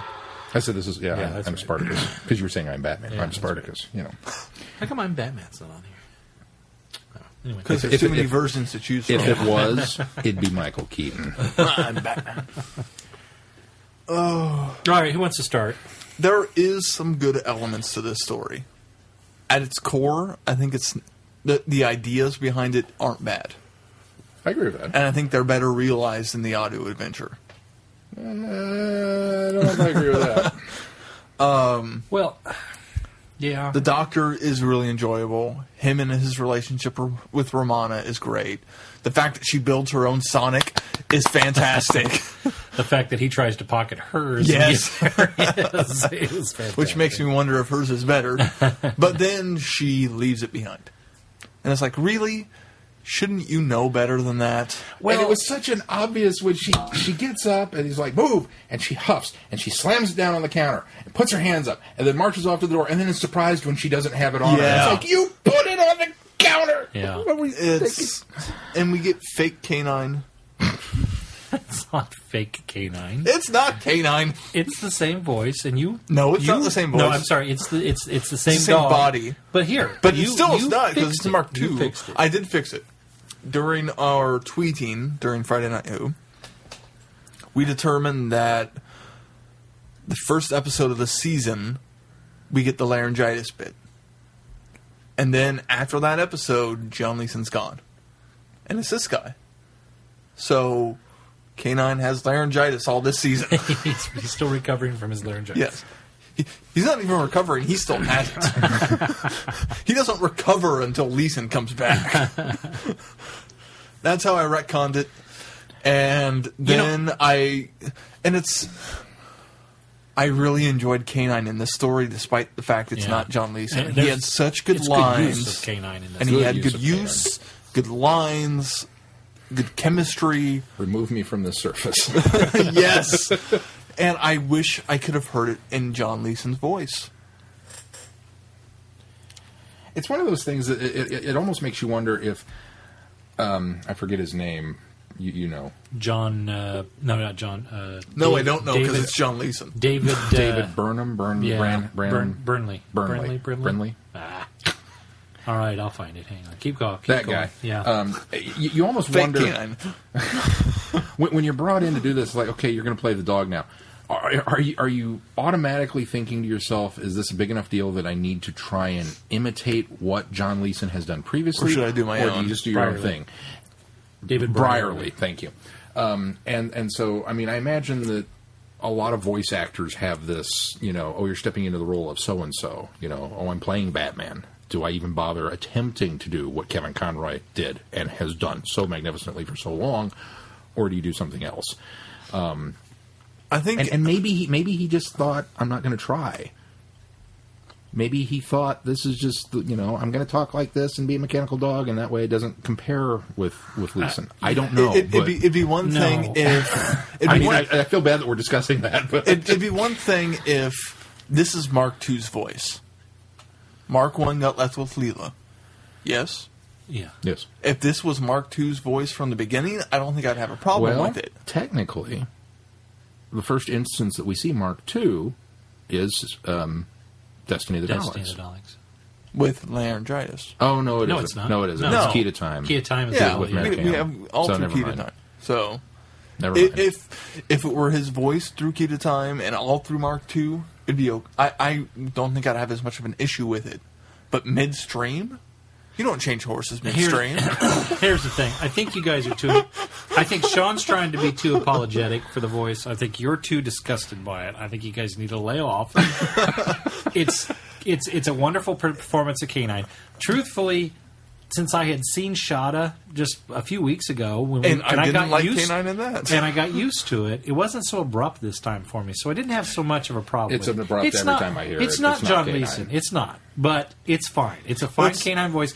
It's not somebody. It's somebody trying their hardest to be K-9 and do a good job at it. It's not somebody doing half. The other half of that word, job of it. Trying to keep this family podcast, but it's not somebody doing a halfway job. It's somebody doing the best that they can with becoming the new voice, and it's not that bad. If you think about it, it's still K-9. It's still written to the character of K-9. It's still done and really well, and K-9 gets a lot of moments to shine in this one, which you should be proud of, and be able to overlook the video or the audio, the bad audio. I can overlook. Shame on you both. No. I can overlook the bad audio because there are those points there were those. You're points, trying to defend. I'm trying to defend him. There were those points of this of, oh, that's really awesome, but then the back of my mind was still, oh, I wish that was John Leeson. It would have been more awesome with John Leeson. I would agree with that. It would have been this more awesome, but I think you're dwelling way too much on the voice, and I think it's a fine. Well, there are several moments where I tweeted out that I figured Keith would be in tears because the first. I wish I had been here. He might have been. No, I wasn't because I kept tweeting in response. Nope, it's fake K-9. Yeah, I have this emotional detachment because it's fake K-9. But the first is when K-9's head gets flipped turned around upside down when the TARDIS console explodes. And the doctor tried to get a CPR, which had to be ad-libbed. That totally I know. That wasn't somebody wrote that in the script. That wasn't even Douglas Adams saying, hey, give it CPR. That was Tom Baker going, okay, I'm going to do this. And unfortunately, you could just hear how empty. Yeah. Because it sounded like... And those are some of the bits I like Tom Baker the best. And he very unceremoniously is like, sorry about this, and wrenches his head back around. You all right? Yep. Okay. And then he gets taken apart. And then he winds up, what was the other one? There was like 3 big moments where he's just like, oh, poor K-9. I only remember 2 where he gets captured and is put on the table and he's like, take me off this surface. Well, the guy winds up putting him back together, which... Yeah. Why? How did that work? I'm glad he did. Yeah. But, I mean, that was just we've established that the crazy-eyed huge collar Jonathan Pryce actor is the only one with any real scientific knowledge on this entire planet. Soldeed. Yeah. Which looked familiar to me, but I looked at his history and I didn't. He looked like Jonathan He Pryce. does look like Jonathan Pryce. I've always thought that. Well, since the second viewing that I've seen it, I've always thought he looked Jonathan Let me Pryce. rephrase. He looks like Jonathan Pryce when Jonathan Pryce played the Master in Curse of Fatal Death. Yeah, right. Okay. I would agree. I Okay, would maybe agree. that's what I'm thinking of. Yeah, I've always thought that since I learned who Jonathan Pryce was, and even before I saw Curse of Fatal Death. Because he didn't look like Jonathan Pryce in Jumpin' Jack Flash. Yeah, no. Well, here's the thing: is I saw this when I was a kid, and I remember absolutely loving this episode when I was a kid. Loved it, and then I saw it later in my adult years and realized why I loved it as a kid, because it's goofy and it's silly, and I didn't appreciate it the second time as much. I thought, this didn't age well with me. It didn't become something that I could look back on. It wasn't until this time that I realized, because everything is done very tongue-in-cheek and over the top, that it works for me this time, but it's still not that enjoyable of an episode because of that. That's where I think this episode falls down. Where agree. Destiny of the Daleks played loose and fast with the humor, it still worked for the story. It still kept the weight of the story. I think the problem with this is that the actor, Graham Crowden, who played Soldeed, was chewing scenery Oh the my God, he chewed entire scenery. story. And it was pantomime is what it felt like. It was way over the top pantomime. And so that ruined the story for me. But it actually tempered some of the things that I thought Tom Baker was doing a little out of character and a little over the top as well. It was almost maybe perhaps that I wouldn't put it past Douglas Adams to have tweaked the script a little to put some of the funny things in. But I think, quite frankly, the director, Kenny McBain, is what is credited here, but I could have swore I saw a different name on the credits, but this has got to be right, because Wikipedia is always right. The box says Kenny McBain. Okay, I think Kenny more right than McBain, Imdb. must have been. I have to give him credit for pushing these guys and letting them get a little silly with this, and I think that's probably where the blame lies for me. Is I think McBain should have backed everyone off, and I don't know what other Doctor Who he's directed. I'm looking here. That's it, as far as I can tell. His directorial credits are Doctor Who: The Horrors of Nimon, episodes of Coronation Street, and the Omega Factor, and an episode of Double Vision. Oh, the Omega Factor episode of Double Vision. So, yeah, that was his only Doctor Who, and thankfully that was the only one that he ever did, because I quite frankly think that he didn't rail everybody in, and I think What that's about the the problem with the story. author, Anthony Reed? I think Reed wrote a good story. He wrote a fantastic story. I think if everybody had been pulled back a little bit, I think even Romana, Lalla Ward, who I've never felt overacted Romana ever, I thought she was a little over the top. That's why I think it was such an even. I mean, granted, the actor that plays Soldeed was way over the top, but I just get the impression that this director just had this vision for it, and it was more pantomime than it was Doctor Who. And I just don't think he had a grasp of what Doctor Who was. Do you think it might have had a matter that he was handed the script and he's looking at this and he's like, we've got Minotaurs, we've got Horned Demons are the bad guys, and we've got, references to the, the second great whatever it was, Empire, and guys pounding on consoles, walking into rooms, yelling at a room full of children, going, scum! That's and what then happened. walking back out. That is certainly probably what happened, but here's the problem, is then he didn't do his research on Doctor Who, because if you had seen Doctor Who, that script would not have looked odd. No, I agree. I agree. And He so didn't that's do why his research. I really think I don't think you can blame Anthony Reed, because it's not like the lines were written to be humorous. They were light moments, but it was almost like they were punched. Just the timing of them was wrong, or they were just punched a little too much.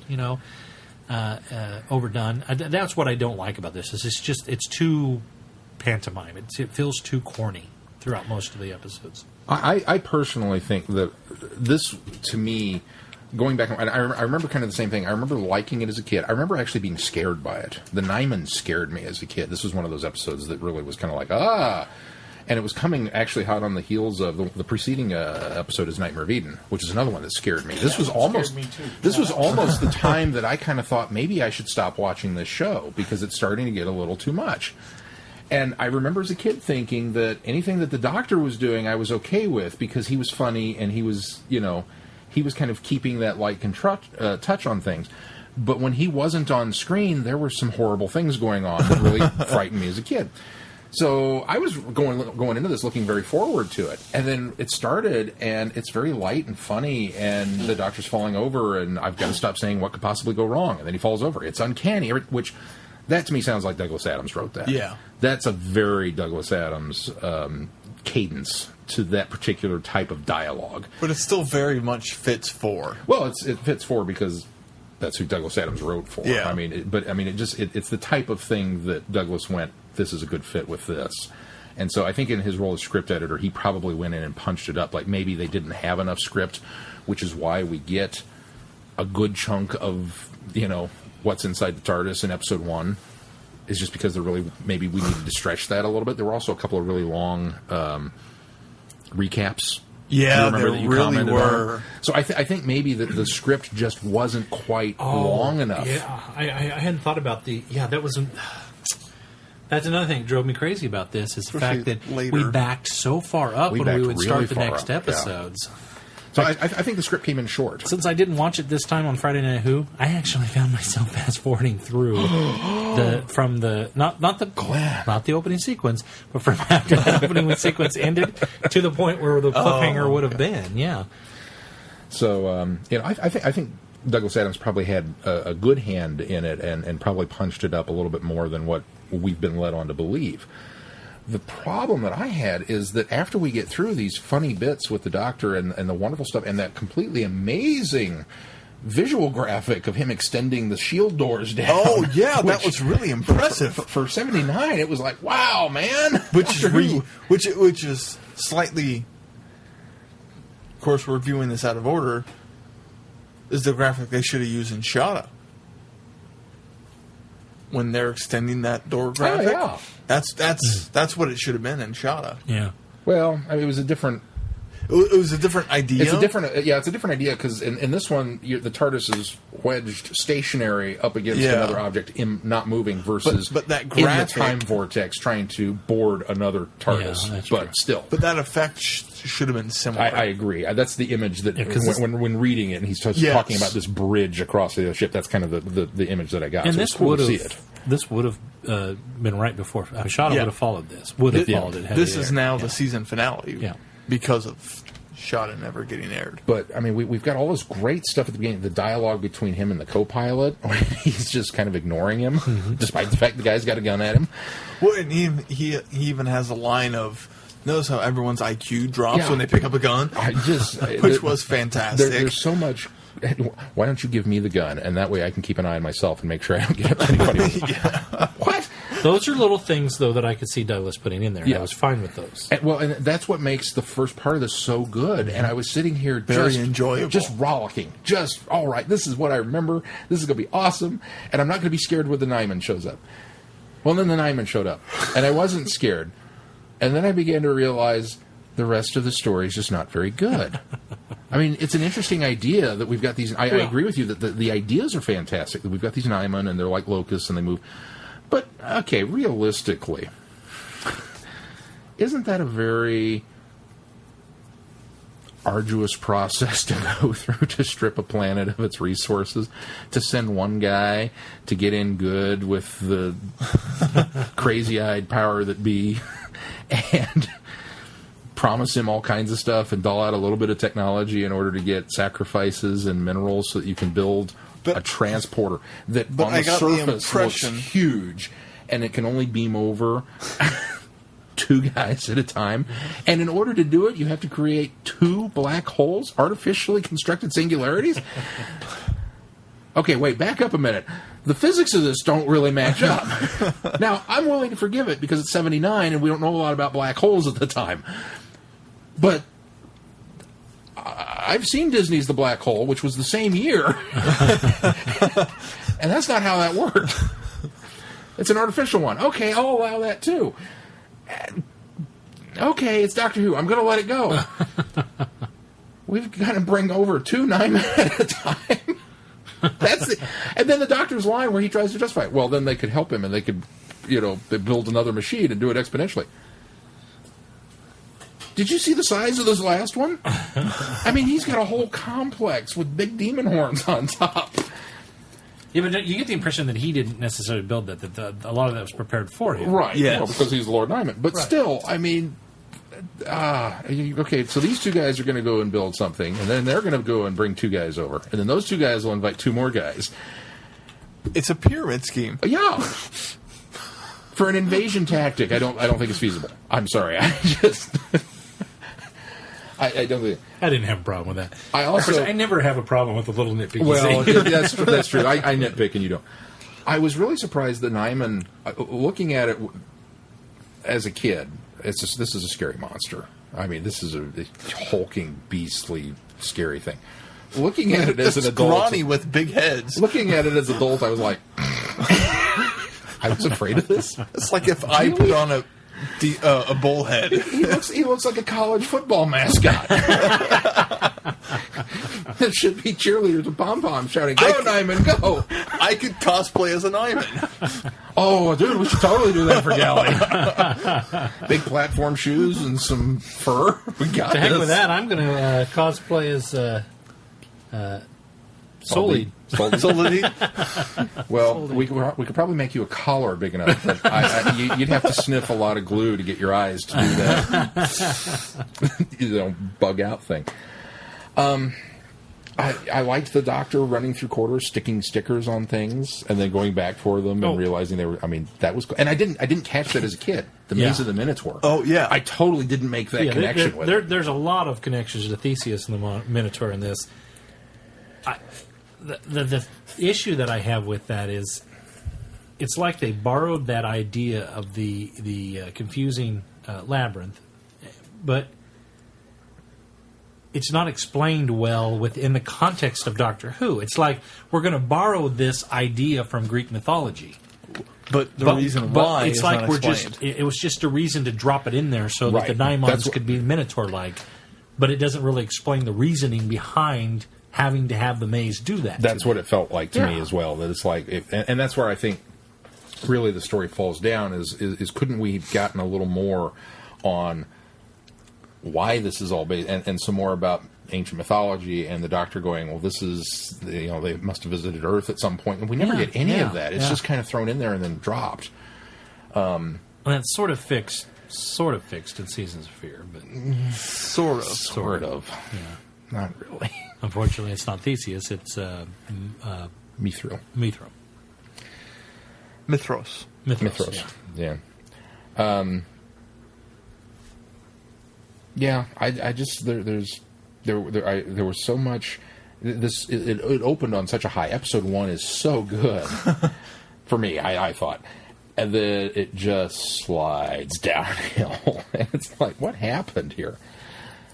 I almost blame the Nimons more than anything else for the slide down. They're bad monsters. I mean, they could have been great, but they're not portrayed well. They're really kind of they fall down on the job. And as far as everybody overacting, other than Soldeed, it wasn't until you pointed that out. You're right. Romana had a lot of, when he says, "Oh, that's brilliant. I wish I'd have thought of it." "Oh, you will, Doctor." What does that mean? Yeah, exactly. and it wasn't. And why is she so happy about it? It's not even so much the line; it's the delivery was also a bit odd as well. I don't know. Yeah, it's a very odd little entry, and it was fun to watch. But having watched it, it's like, wow, I don't remember this being. I don't know if I'd go purchase this one. Well, I own it. And I wasn't all that fond of it the second time I'd seen it. If I found it cheap enough, I can't remember why I might pick it up. It almost seems like I got this in a batch of ones that you got maybe, or I can't remember that you got for me or something. I can't remember why I have that one. I also thought it was interesting, and I did tweet this out, that Romana II Why does she get a new outfit every serial? Or Sarah Jane almost does.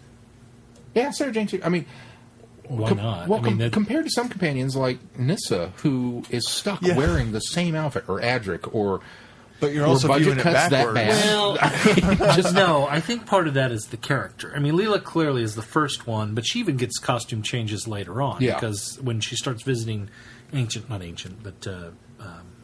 Earth, period. Edwardian. Yeah, Edwardian Earth, she has to dress the part. Right. In the lighthouse, same thing. I think within the character, I don't know, because you're right. I mean, why couldn't Adric have different clothes? Within the character, you're right. It totally makes sense. Eventually, Nyssa did, but not very long after that did she stay on board. Of course, I personally think it would. I really liked her in the mirrored Doctor outfit with the pink and the long scarf from Destiny of the Daleks. That to me is kind of the quintessential. Even though everybody talks about Romana wearing the schoolgirl outfit in City of Death, right? That outfit from Destiny of the Daleks is kind of, in my mind, that's the quintessential Romana II outfit. Sure. I'd forgotten that she wore the hunting outfit in this one, with the boots and the red jacket, like she was going fox hunting. Yeah, it struck me as odd that it's like, well, I think back, there's a lot of companions that wound up wearing the same outfit. I mean, Jamie was stuck in his kilt and his. Yeah, I don't know. Perry changed a lot. Zoe was in the same thing almost all the time. Now, she did change here and there. No, I just thought it was interesting. Yeah. That Romana gets a lot of costume changes. There's a documentary on one of these that talks about the costumes that Romana goes through, and it's very. I mean, it's very interesting. I think what it is it's a challenge for the costumers to say, let's come up with something different, unique to this character, and I think that's what they do. Is each episode of her particular run, they put her in something different, unique, and I think it may have been more of an experimental thing with her and Sarah Jane to just make them different, give them another aspect to their character. Now, Sarah Jane went from the pantsuit reporter type in the Pertwee era to the very different Andy Pandy. Style of clothing. I don't know. I kind of the more I watch Sarah Jane, the more I'm of the opinion that the Andy Pandy is what she runs around in when she's not at work. Yeah. I totally think that she's gearing up to be the reporter, and she puts the armor on. I'm going to go be the reporter today. But then she gets home, it's like, I'm just going to the store, and it's Andy Pandy time. That's just who she is. But Turlo was stuck in that poor schoolboy outfit for 2.5 years. It seems like guys whatever. rarely ever changed. They rarely ever change clothes. Now Ian, Man of Action, he got the turtleneck.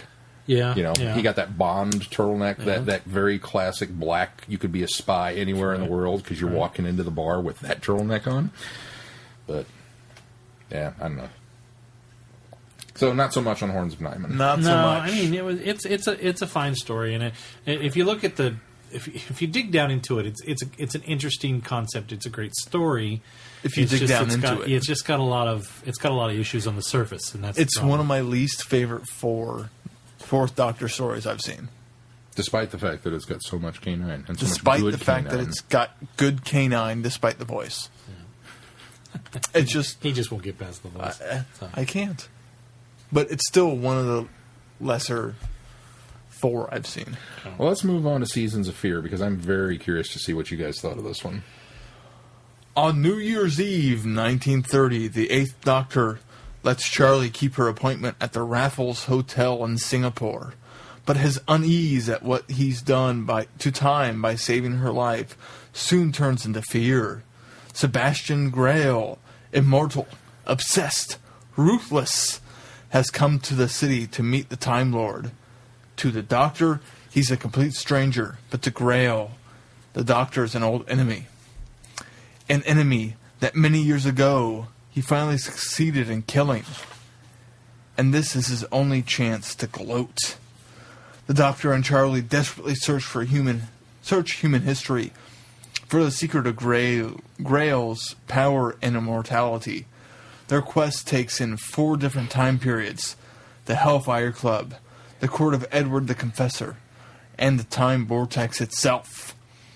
And when the monsters arrive, the stakes are raised from the life of one Time Lord to the existence of all humanity.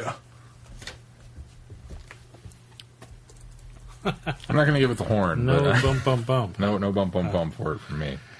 I give it a little bit of a dun dun dun. I mean, it wasn't bad. I enjoyed it. I enjoyed it much better than the last two I've had to listen to.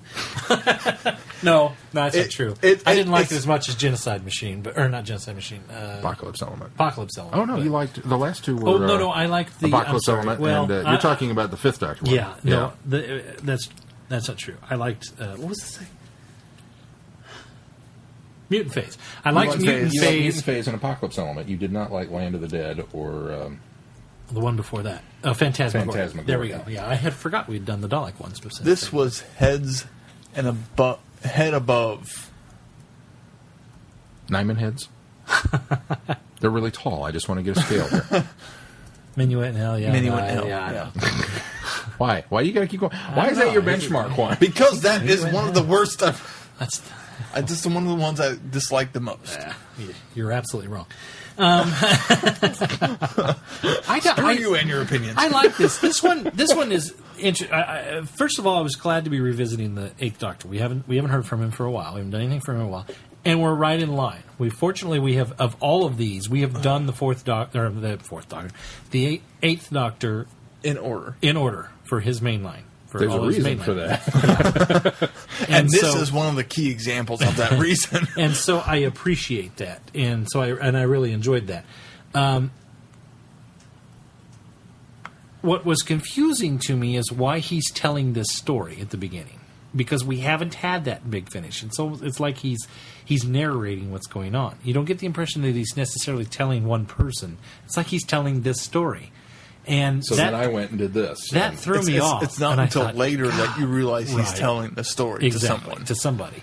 So that threw me off and set me off kilter at first. But no, I don't know. I get the impression you didn't like this one, and I don't know what you didn't like about it. Because I think, first of all, I love the idea of being in the future and somebody coming up to you and saying that this is not reality. This isn't what's really happening now. That was very cool concept. My masters created this reality just so I could tell you this? Exactly. And so I think that was interesting. Powerful. The Doctor then saying, okay, I've got to go back and rewrite time. That's very New Who, which I thought was interesting because this came out in, 2001? 2002?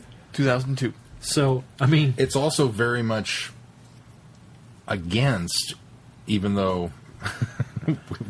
his companion at the moment is contrary to what... but the Eighth Doctor has repeatedly talked about the web of time, and we can't do this, and he's very stodgy about we don't change things. This is the way this is played out. And we've gotten touches of it through the ones we've listened to. It comes in very heavily in the Eighth Doctor adventures in the serialized format. But for him to come out and say that, I thought was like, wow, okay. I mean, he's really wound up over this guy. And I mean, the guy said he killed him. So see, you say that. He has always talked about how, he has been, I don't know that he's been that stringent on you don't change it. He's talked about the web of time. He's talked about, he himself has dwelled on the fact that saving Charlie from the R, which is the R101, which plays heavily in this. R101. Well, in the beginning, it doesn't. Just at the beginning, it's referenced. It does, but it's really, really subtle. Yes. And it took me actually about 1.5 listens through to make sure that I was catching what I thought was there. And I think maybe that's why I didn't like this story as much. As a standalone story, as a Doctor Who story, I don't think this one works. This one has to be taken in context with the larger story arc of what they're going to be doing with Charlie. That makes sense because I mean, otherwise it just falls apart. There's enough story here to really do that. Well, it's because they go back to the first time he meets, technically the second time the Doctor meets Grail. Right. And he's starting this quest. And I love the idea of the fact that each time he's like a religious figure or it's part of a religious context. Yes. So the first time he's going to be doing the sacrifice. Well, ultimately what he's doing is he's contacted the Nimon, which we don't know that it's the Nimon yet, but he's contacted the Nimon, and the Nimon have essentially made him set up this machine so that he can bring them through. Well, in the context of where we are, it's ancient Rome, and they believe in gods. I think it's like 300 AD or 3-something Yeah. AD. And they believe in gods. And so it's all in the context of he's serving these gods that are going to come through this powerful darkness. And the other people that are part of the ceremony that are so, believe what you want. So That's what was really interesting about this story is you always when you look at these history pieces where people will delve into the fact that there was worshiping of many gods or worship, it's always very they're very acceptant. no what am I looking for? They're always very what's the word I'm looking for? Fanatical about it. So you have to do this, and the rituals have to be this way, and you have to do this, and the gods demand this, and the gods demand this, and these guys are so whatever. If you believe in this god, or you want to follow this guy, and that was what was really interesting about this is the lackadaisical theology of this. It was refreshing to get not a religious fervor nut. Yes. Yeah. That was so... Because we've seen that in Doctor Who so Yes. frequently, where, okay, it's always the religious guy that's going to be the one starting problems in the political arena. And these guys were like, yeah, okay. I mean, I agree with you. Yeah. The first part was really good, I thought. But just like Horns of Nimon, it didn't deliver on what I thought So I it was like setting the idea up. that we resolve this here, then we bounce ahead to his future, and now he's... to try to stop him again. Yeah, and I love the fact that now he's a priest, or a bishop, I guess bishop, he is. Yeah, yes. he's a bishop. And for the king, the seated king and queen of England, Edward, and Edward, and the Doctor has encountered both Chelsea? him and his the, wife. Who was the queen? Chelsea? No. Edith? Edith. That's who it was. The fact that he's encountered Edith and Edward Before, which I And- thought was very clever. was engaged to Edith. Yes. And runs out on her. Yeah. And I love the fact that Edward and Edith, which I think this must be historically Accurate. not necessarily accurate, but theorized upon. yeah, at least based Extrapolated. based in some fact. The fact that they basically they were playing other kings and nations off of each other in just a very carefree way in order to manipulate what they wanted. And that's even reflected in the character of them, just even in our little microcosm here, yeah. because she doesn't necessarily throw the Doctor in the prison because of the fact that he's knocked out her bishop. It also Because lies in the fact that he stood he her up stood her at up at the altar because he ran off. And some great dialogue there Yeah. when Charlie's commenting about, I can't believe they put us in manacles. I thought that only happened in cartoons. How can this be? How can It's this be not- torturous? it's not- And then, of course, he says, "Well, after you've been here a week with your arms in this position, it's quite painful." Oh. Which and the Doctor and Charlie's relationship, knowing what I've listened to, this is one of the peaks of the two of them. They have such good chemistry throughout the entire thing. So, I love the idea of the fact that they have the fake necklaces because they, would we have not noticed that the metal is going to kill us? I mean, when it started burning, we said, "Hey, there's something up here," and we switched it out. So I love that fact that you've got two very clever calculating monarchs. That was neat. Yeah.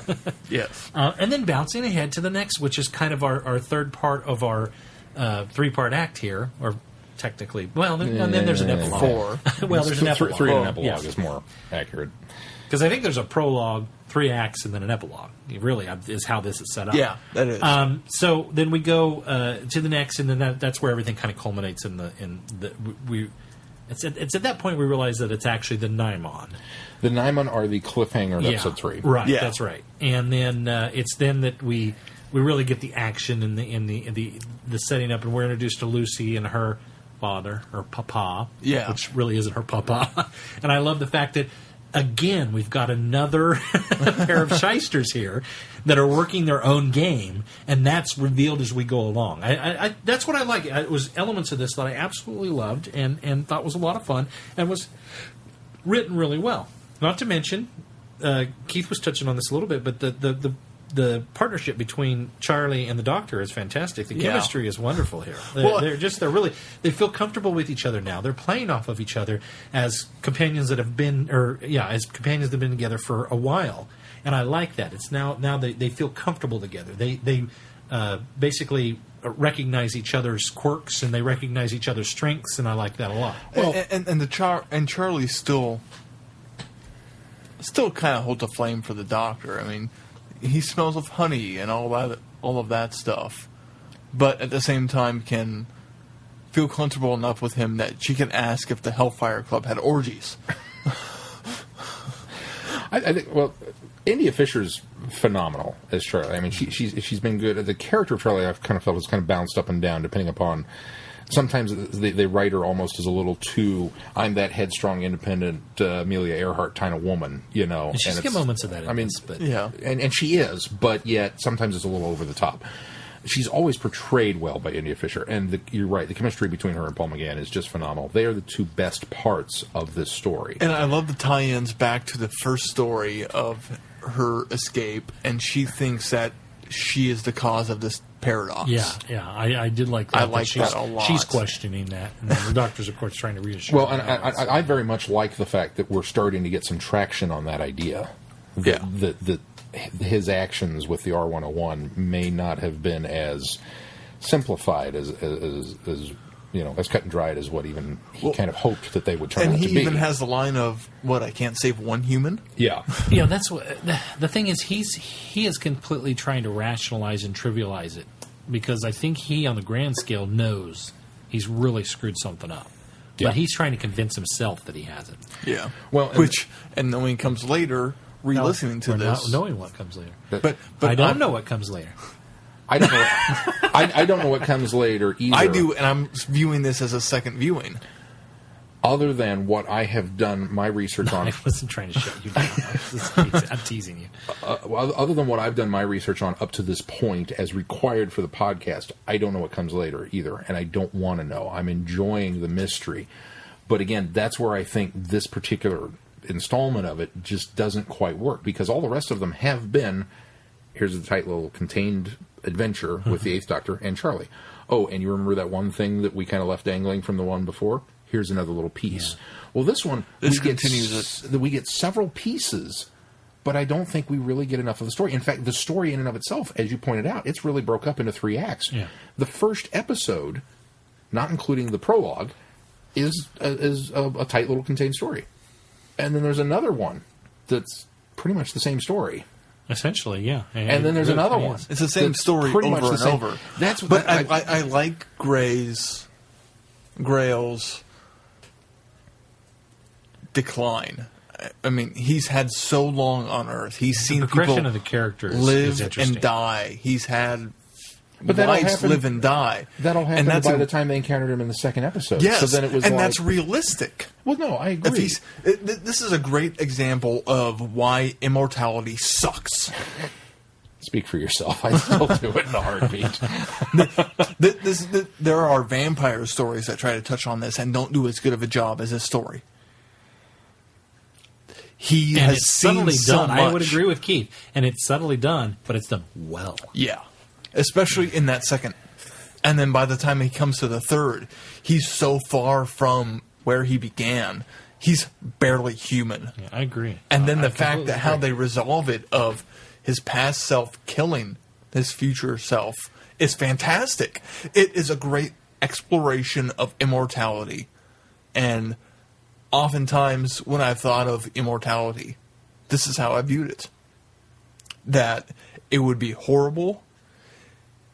It would callous you so much you didn't care anymore. There is so much of that in this that I completely agree with. I think it did. I agree with him. I think it worked in this, and I think it illustrated it really well. The parts of this story, I mean, this is Paul Cornell, so obviously it's got that elevated status just by name. Oh, Paul Cornell wrote it. Okay, it should be good. I don't think it did. I think the elements of, if we're going to touch on the insanity of immortality, well, don't just touch on it. Let's do it. I mean, is that what the story's about or not?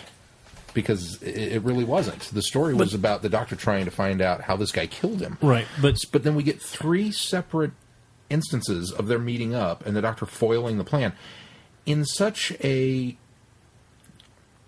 almost comical way that it Well, really twice it definitely is accidental. It diminished Grail as a villain. Twice it is, but the third time, you really believe that's what I liked about this is that the first time it's fixed so easily. The second time, a little more difficult because it's because of what's happening, but he's also dispatched relatively easy. So the third time when you're expecting, well, this is just going to be wrapped up real simply, it's not. It's actually very difficult. And there's times where you're thinking that the Doctor's not going to get out of this, even though he does, because there's a whole other line of audios, and we've got 4 more Doctors after him, or 3 more Doctors after him. But so that's what I liked about it, is the fact that they made the third time much more difficult. Not to mention, all this time, Charlie keeps saying, "Why aren't we just killing this guy? Why don't you just take this guy out?" And the Doctor is sticking to his morals. But then the Doctor almost does go through with it. But he makes the confession of that, though, too. That's where it got interesting. When the Doctor says, that's how we dispatch him in episode 2. I hucked him off the tower.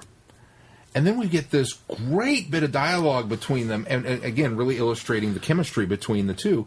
When Charlie's asking him, normally I can't get you to shut up, so what is bothering you? Because you're quiet and it's starting to unnerve me. And he launches into this. I didn't take his immortality into account when I hucked him off the tower.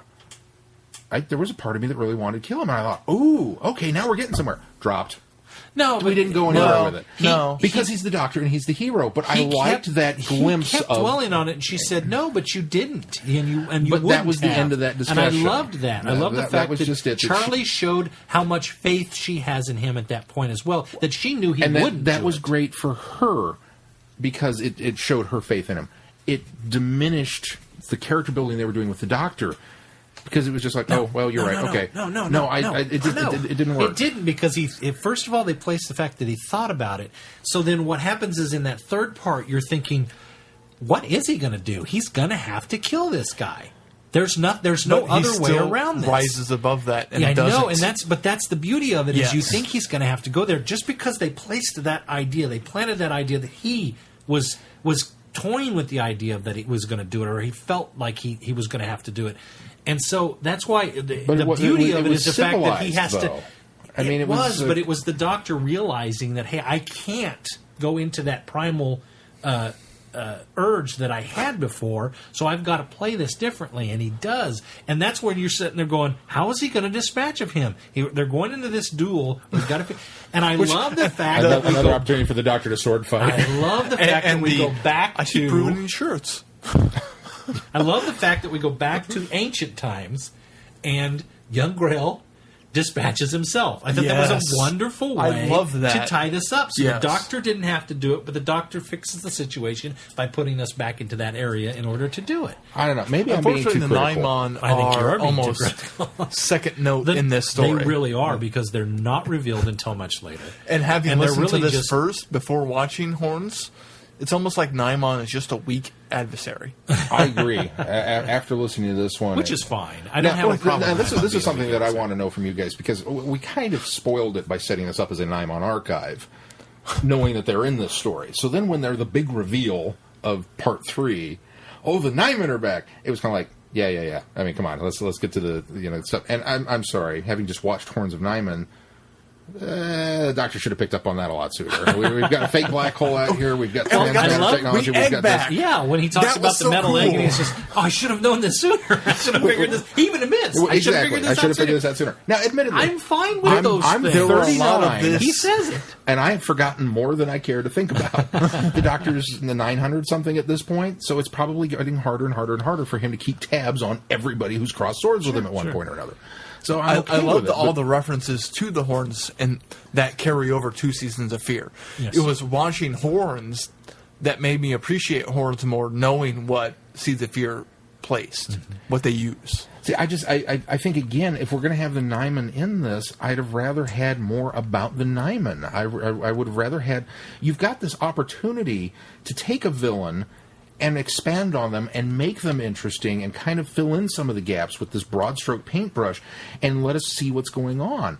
And instead, they're relegated to the back burner because it's all about Grail and his quest for immortality. Yes. But you don't fix that story either, because all this really boils down to, and I'm sorry to say this, the entire story boils down to hey, let's use the fast return switch, and we'll build a paradox loop, and results in the guy killing himself. I love that. And I love the fact that we get the fast return switch. And while we're on that, I love the fact that Charlie goes, well, at least he marked that so that's clearly what it is. Because that's one of the things that everybody has the big issue with in Edge of Destruction is the fact that it says fast return switch on it. And it's very uncharacteristic for a TARDIS console. This completely fixes that. The Doctor wants to make sure everybody knows this is the fast return switch. I love it. I loved that.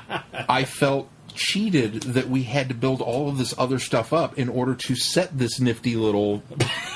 It felt like a wonderful puzzle box. You're becoming way too critical. No, it felt like a wonderful puzzle box.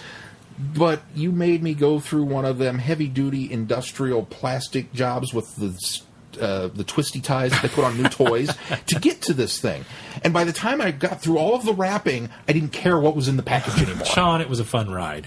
This is one of my favorite Eighth Doctor stories so far. Really? Yeah. See, I wouldn't put it up there as one of my favorites, but it's pretty high up there. It's in my top 3 at least. And I should mention that here's the other thing. Let me jump in here real quick before you finish there.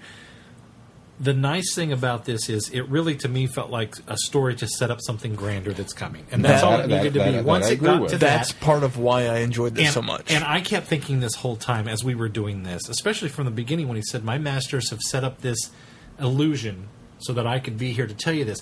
My first thought is, well, this can't be good because we've already created a paradox somewhere. Yes. When the Fifth Doctor almost did it with Nyssa in Mutant Phase. Technically he did, but he was able to write that one off. This is a much grander thing, and you feel like this is one of those and it's not the Doctor doing it. In time screw-ups that we've mixed up. And so the end of this I like even better based on the fact that it's like, it wasn't unlike the Mutant Phase where the Doctor can just kind of shrug it off and say, well, wibbly wobbly. This time, it has done something, and it's done something more than just him saving Charlie. Now, this instance is another progression into something I feel is coming the fact that the Nimon were just utilizing it. They weren't the cause of it. They were taking advantage. That's just it. The Doctor does write it off. He's like, oh, no, we're just fixing what the Nimon had already screwed up. No, you're right. Only to find out that this mysterious God voice that's talking at the end about, oh, no, you have no idea that you were actually involved in the cause of and the Charlie bit at the end. You're right. But here's what I'm saying, though, is that the story within itself of the Mutant Phase, the Doctor shrugs it off, and the story in itself is fixed. You realize that the paradox is okay. Everything has been fixed. The story shrugs it off as well. The Doctor still shrugs... Yeah, the story shrugs it off as well. The story does not shrug it off this time. No. And that's what I thought was cool about this. Go ahead and finish your thought. I'm going to put one more thing about your Nimon comment. I'm sorry. Go. Your Nimon thing, talking about them relegated and explore them anymore, if you paid attention to the horns of Nimon, you don't need the Nimon to be anything more than they are. Yes. A locust that just comes and takes over the resources of every planet. There's no more depth to the Nimons. That concept was done and built and done in Horns of Nimon, and all it was is a continuation of that concept. When was the last time you ever heard of 2 locusts destroying anything? Well, that's the thing. No, that's just it. It's a horde. Yes, but it's a horde of locusts. That's why they're called that. And they start to do that. But when the locusts come in, they come in waves. And that's why people don't recognize that they have a plague of locusts in their crops until it's too late. They blot out the sky. No, you're thinking of you're talking about biblical locust waves. I'm talking Western Kansas. That's a biblical myth, or if you want to believe it's real, that's what happens in the plague is them barking out the sky. Locusts do not It's a slow progression. It is a slow progression, and it's like you believe have that for too an many instant. once. I don't have a problem with that whatsoever. I don't either. Besides, if that's going to be the Nimon's MO to come in two at a time and that's the then thing. suddenly be there and be a lot of them, that's This fine. I'm fine with that. continues the Again, MO he didn't- the entire time. Yeah, because they stuck with that concept that they were still coming two at a time. Now they had more eggs coming. They weren't going to send one egg back and forth Yeah. because clearly the Doctor had to block that group that was coming in the ship. Which and the entire bit of him blocking the time corridor was fantastic. No, I thought liked it was that. great. Like I said, there are moments of the story that I liked. I liked that part of it. But then the next thing is that I'm going to do something and then open the door and suck everybody out and just... We've established there's a shield on the door. In the episode that you're referencing. yeah, but He turned it off? Well, sure. yeah. I mean, he obviously Why not? set up the ruse. He's going to make sure He he set does it up. everything. All right, you're a hater. Go away. I'm not. You no, I'm finish not, your. I'm not. That's just it. I'm not a hater. There are elements of this that I really liked. You had mentioned before we started I'm recording the guy that likes the crappy ones. the title. You didn't understand the title. No, I didn't understand the Why seasons. can't we like the same stories? So I don't know. It's rare that Glenn and I agree. Well, what's interesting is when you guys agree on one, it's always one that I really don't like. When you guys are in complete and total sync, it's the one that I'm like, I didn't care for it. But then there are ones that Glenn and I like, and you're like, And And then it was, there's it, the was, one it, was, it was Minuet in Hell. Keith, I'm sorry. We keep No, walking no. over. You're trying to. Come up with I want to touch on the title because Seasons of Fear. Seasons of Fear, and Grail says this in the second encounter with the Doctor. Of this is why he's become so jaded. Of he's lived for so long and lived through seasons of fear, and that is why they get the title and why he becomes the way he becomes. He's He's immortal. What does he have to be afraid of? Fear of his masters. At that point, he's afraid of his masters still. I never got the impression he was afraid of him until they showed up and started ridiculing him for letting things not happen the way they were supposed to. Then, yes, it was like, oh, crap, maybe I should go fix that. The whole time in episodes 1 and 2, it was, oh, goody, goody, goody. I mean, he's like Renfield. They're going to come, and there's going to be joy and, plagues the locusts for everybody. He's all kinds about bringing these guys to Earth. And he's all kinds of bent on the fact that the Doctor keeps hilariously ruining his I mean, he's like a Scooby-Doo villain times 10. He's like not even a He's Scooby-Doo not villain. that He's like a bad. No, he's Wacky not. Races villain. No. He's like Muttley. He can't No. even graduate to Dastardly. He's No, just the come guy on. that He's stands in the corner going, Dastardly. please. Because he can't get anything together. Look, he's immortal. He's had how many? He's older than the Doctor, which was a wonderful. Cool. And that's the thing is, being the immortality jades him so much, and that's what I really like about his character. Which is what he wanted. That's He wanted immortality, but I don't think he realized what it meant. And then he Well, realizes what it meant, and he starts to go he never wonky. he never starts to go entirely insane. got immortality. No, Well, no, it was he- never granted. he got to him. extensions. Yeah. But he got these extensions where he was able to keep going. But yet, that's still the goal. Despite how miserable they've made him, and these seasons of fear, I still want to be immortal so that I can do. Well, This hasn't worked out for you and so far. He wants to be immortal, and then he wants to leave Earth. By the later, I get the impression that, and I think he says something along the lines Well, of, I won't "I'm be ready." here when At they, some Yeah. point, yeah, but at some point, he's also trying to live long enough to see the Doctor's death, because he does say, Well, yeah, Yeah, and, but the amount of hatred he builds for the Doctor is exactly. And I fascinating. think that's another thing that's driving him, and I think that's another thing that's clearly driving him. I don't know. I just didn't get it. A couple so of small, say your other thing. small housekeeping things. I think it's cool that the Doctor says he must be confused. I'm not the one who says you must obey me. I don't meddle, and I'm not a glamorous woman at the moment. Which is nice references to the Master, the Monk, and Ronnie. Yeah. I thought that Which was is very cool. I liked that. And having been one of the few instances where I have the foresight that you guys don't, the Zagreus nursery rhyme comes in later. which is a nice little hint to what's to come. Well, let me ask you, because one of the nursery rhymes in here sounded very, very similar to the nursery rhyme in Shada, in the novelization of Shada. And I thought that was almost a Gallifreyan nursery rhyme when they were talking about it. It is a Gallifreyan nursery rhyme. I think it's the same nursery rhyme that was used in the novelization for Shada. Now, I may be wrong, but I where swear that was at? it's when they're talking about the many villains. Zagreus sits inside your head. That's it. Zagreus lives among the dead.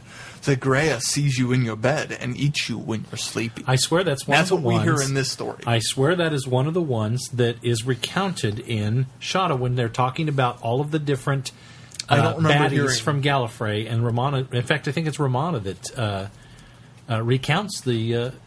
it's towards the beginning. It's when they're going through books, right? Yes, I believe that's it. According to TARDIS Wikia, Shada is not mentioned. Okay.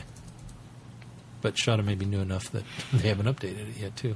That's true. It sounded strikingly familiar to something that Gareth Roberts may have gone back and reached to this, which, if so, that's really awesome. Yeah.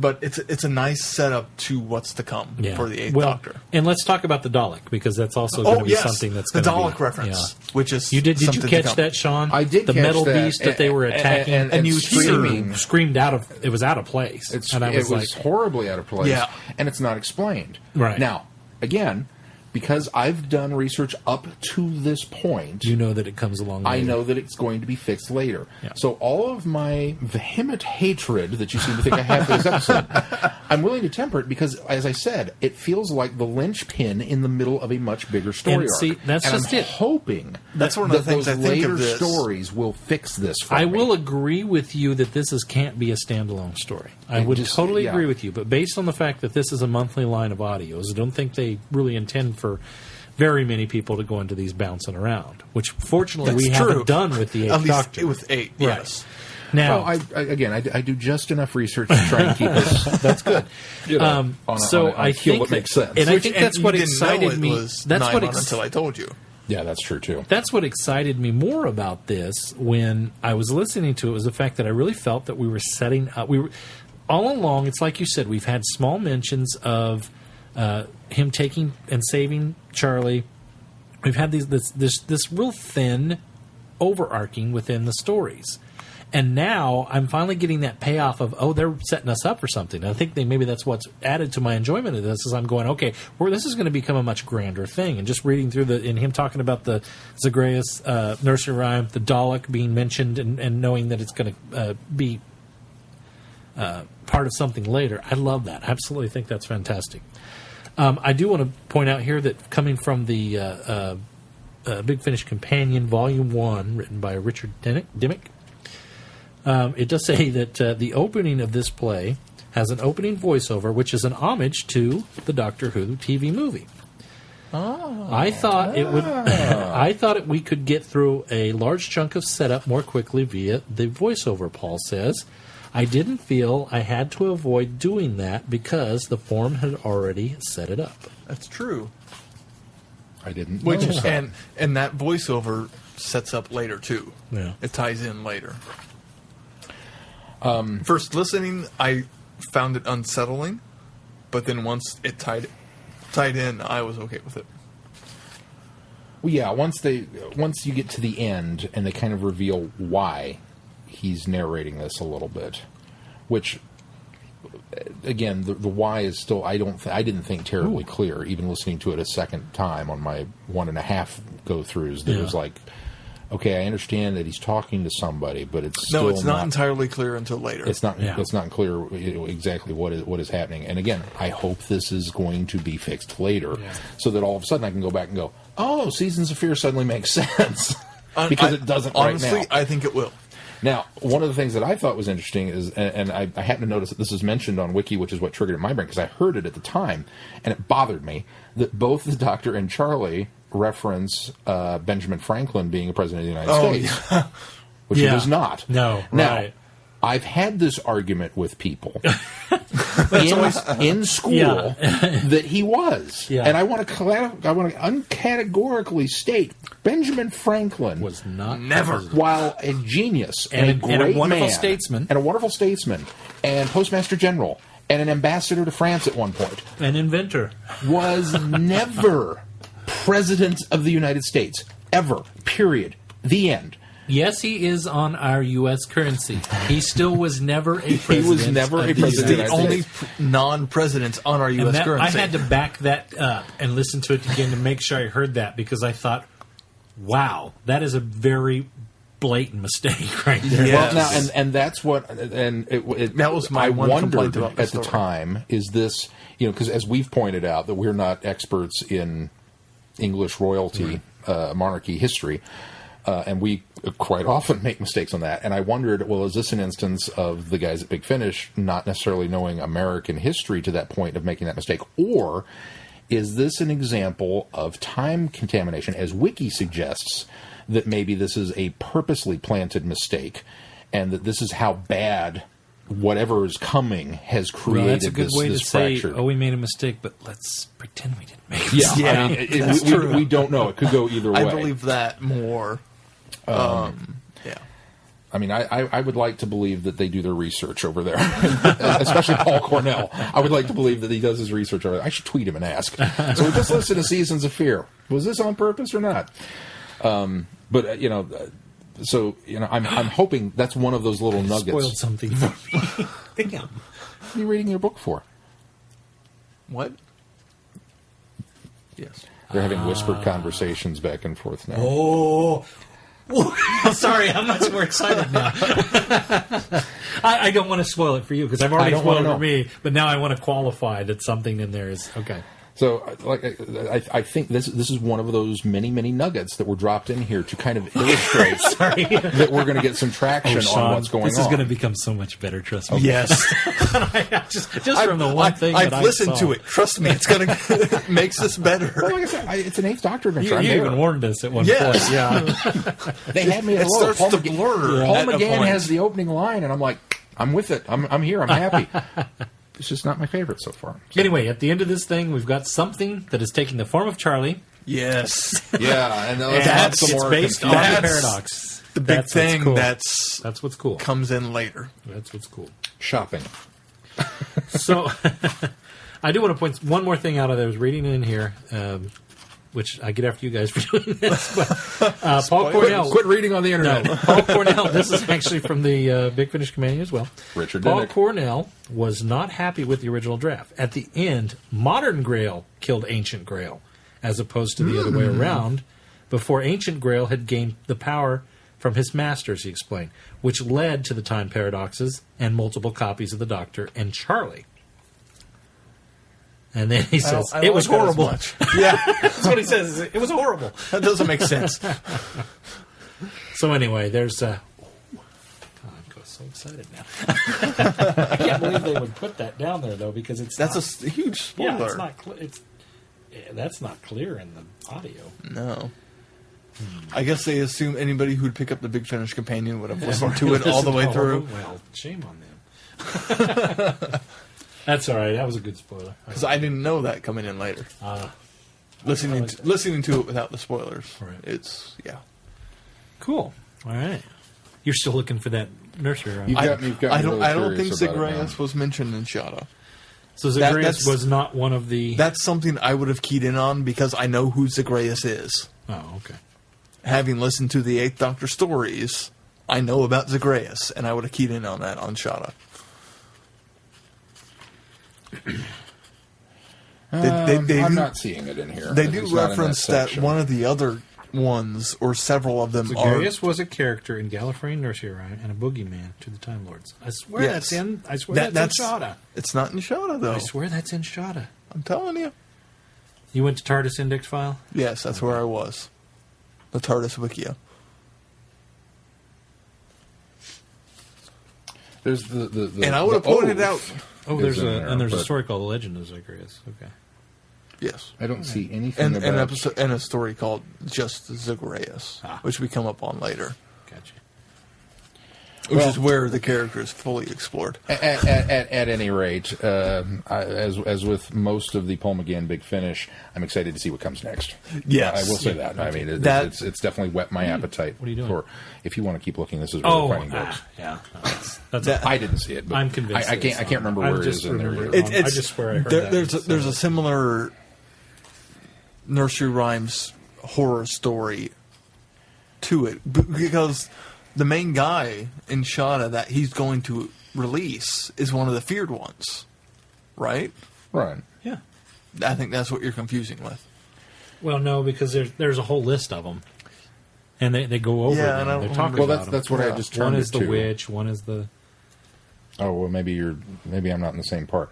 They mentioned the oath. I swear to protect the ancient law gallery. Blah blah blah. Yeah. But I thought it was that he read a segment of the nursery rhyme book to her, and I know that he does in the video, but I don't know if it was in the book or not. I don't think it was Zagreus' nursery rhyme.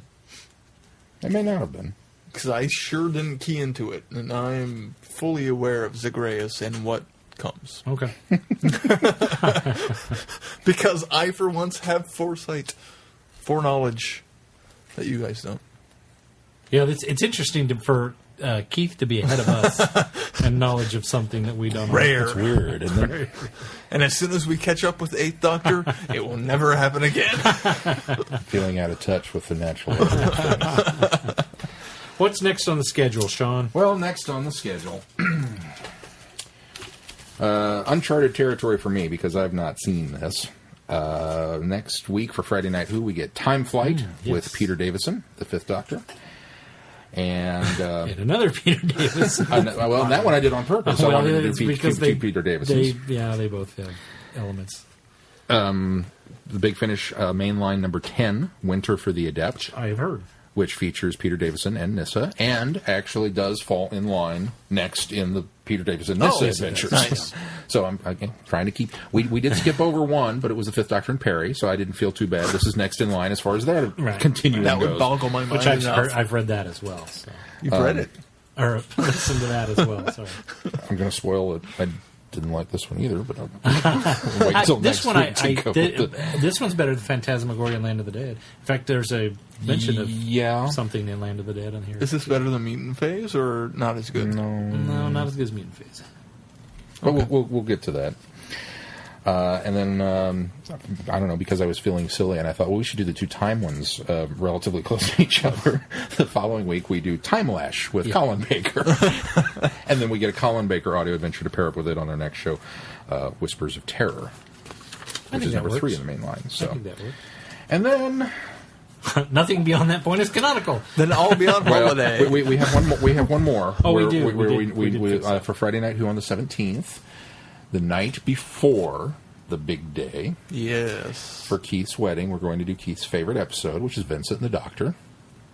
So we get some 11th Doctor action. Yay! And then Glenn and I will... A bit of serendipity. Sean just got back from the big portrait of the sunflowers. The big sunflowers. And then Glenn and I will be flying solo while you're on holiday, and we've decided to do book reviews that week. We are doing book reviews. And you'll be doing the Eight Doctors, written by Terrence Dix. And I will be doing A Morality Tale, written by David Bishop, featuring the Third Doctor. Which I'm going to try to get read before then as well. So. Hopefully, so will I. Have you stalled? You haven't started. I've started. He's started. You're like halfway through. I'm over halfway through now, but it's slow going. Yeah. Okay. It's frustrating, but you'll get all of my thoughts then. So I don't know. Maybe I'm being too nitpicky about things. When did that happen? When did I become old and stodgy and set in my ways? I'm the biggest champion of junk. You had mentioned several times of the old stodginess in you, of the violence for some of the Doctor Who episodes. I don't know. I mean, you know my taste in movies. I know. Flash Gordon, that's the greatest film ever. But I didn't like Horns and Nimon. Well, none of us liked Horns and Nimon. Yeah. It's just Seasons of Fear, two of us. I think I had more issues with it than some. But all right. Maybe it's just because Paul McGann is always so enthralling and entertaining that I expected better. better. Yeah. He's had worse. All right, I can't find it, so we're going to end the show. I found, What the hell? Worse. I found more moments in that one that were enjoyable and more moments that were horrible than I found overall in the Seasons of Fear. Does that make sense? Finding more moments of horrible does not make a better story, despite the good moments. It's true. Wrong shelf. All right. All right, guys, that is going to do it for us this week. Until next week, I'm Glenn. I'm Sean. I'm Keith. Cheers. I'm Batman. I did that in the wrong order, didn't I? I should have done that when we were introducing ourselves instead of in the sign-off part of it. No, you should have said that instead of I'm Sean. Yeah, that's what I'm saying. My brain comes up with these great ideas, but they're usually about 30 seconds behind where I needed to do it. Good night, everybody. Hey, seeing you.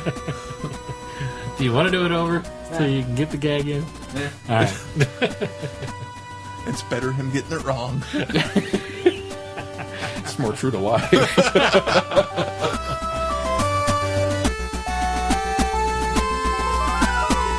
have been listening to Traveling the Vortex.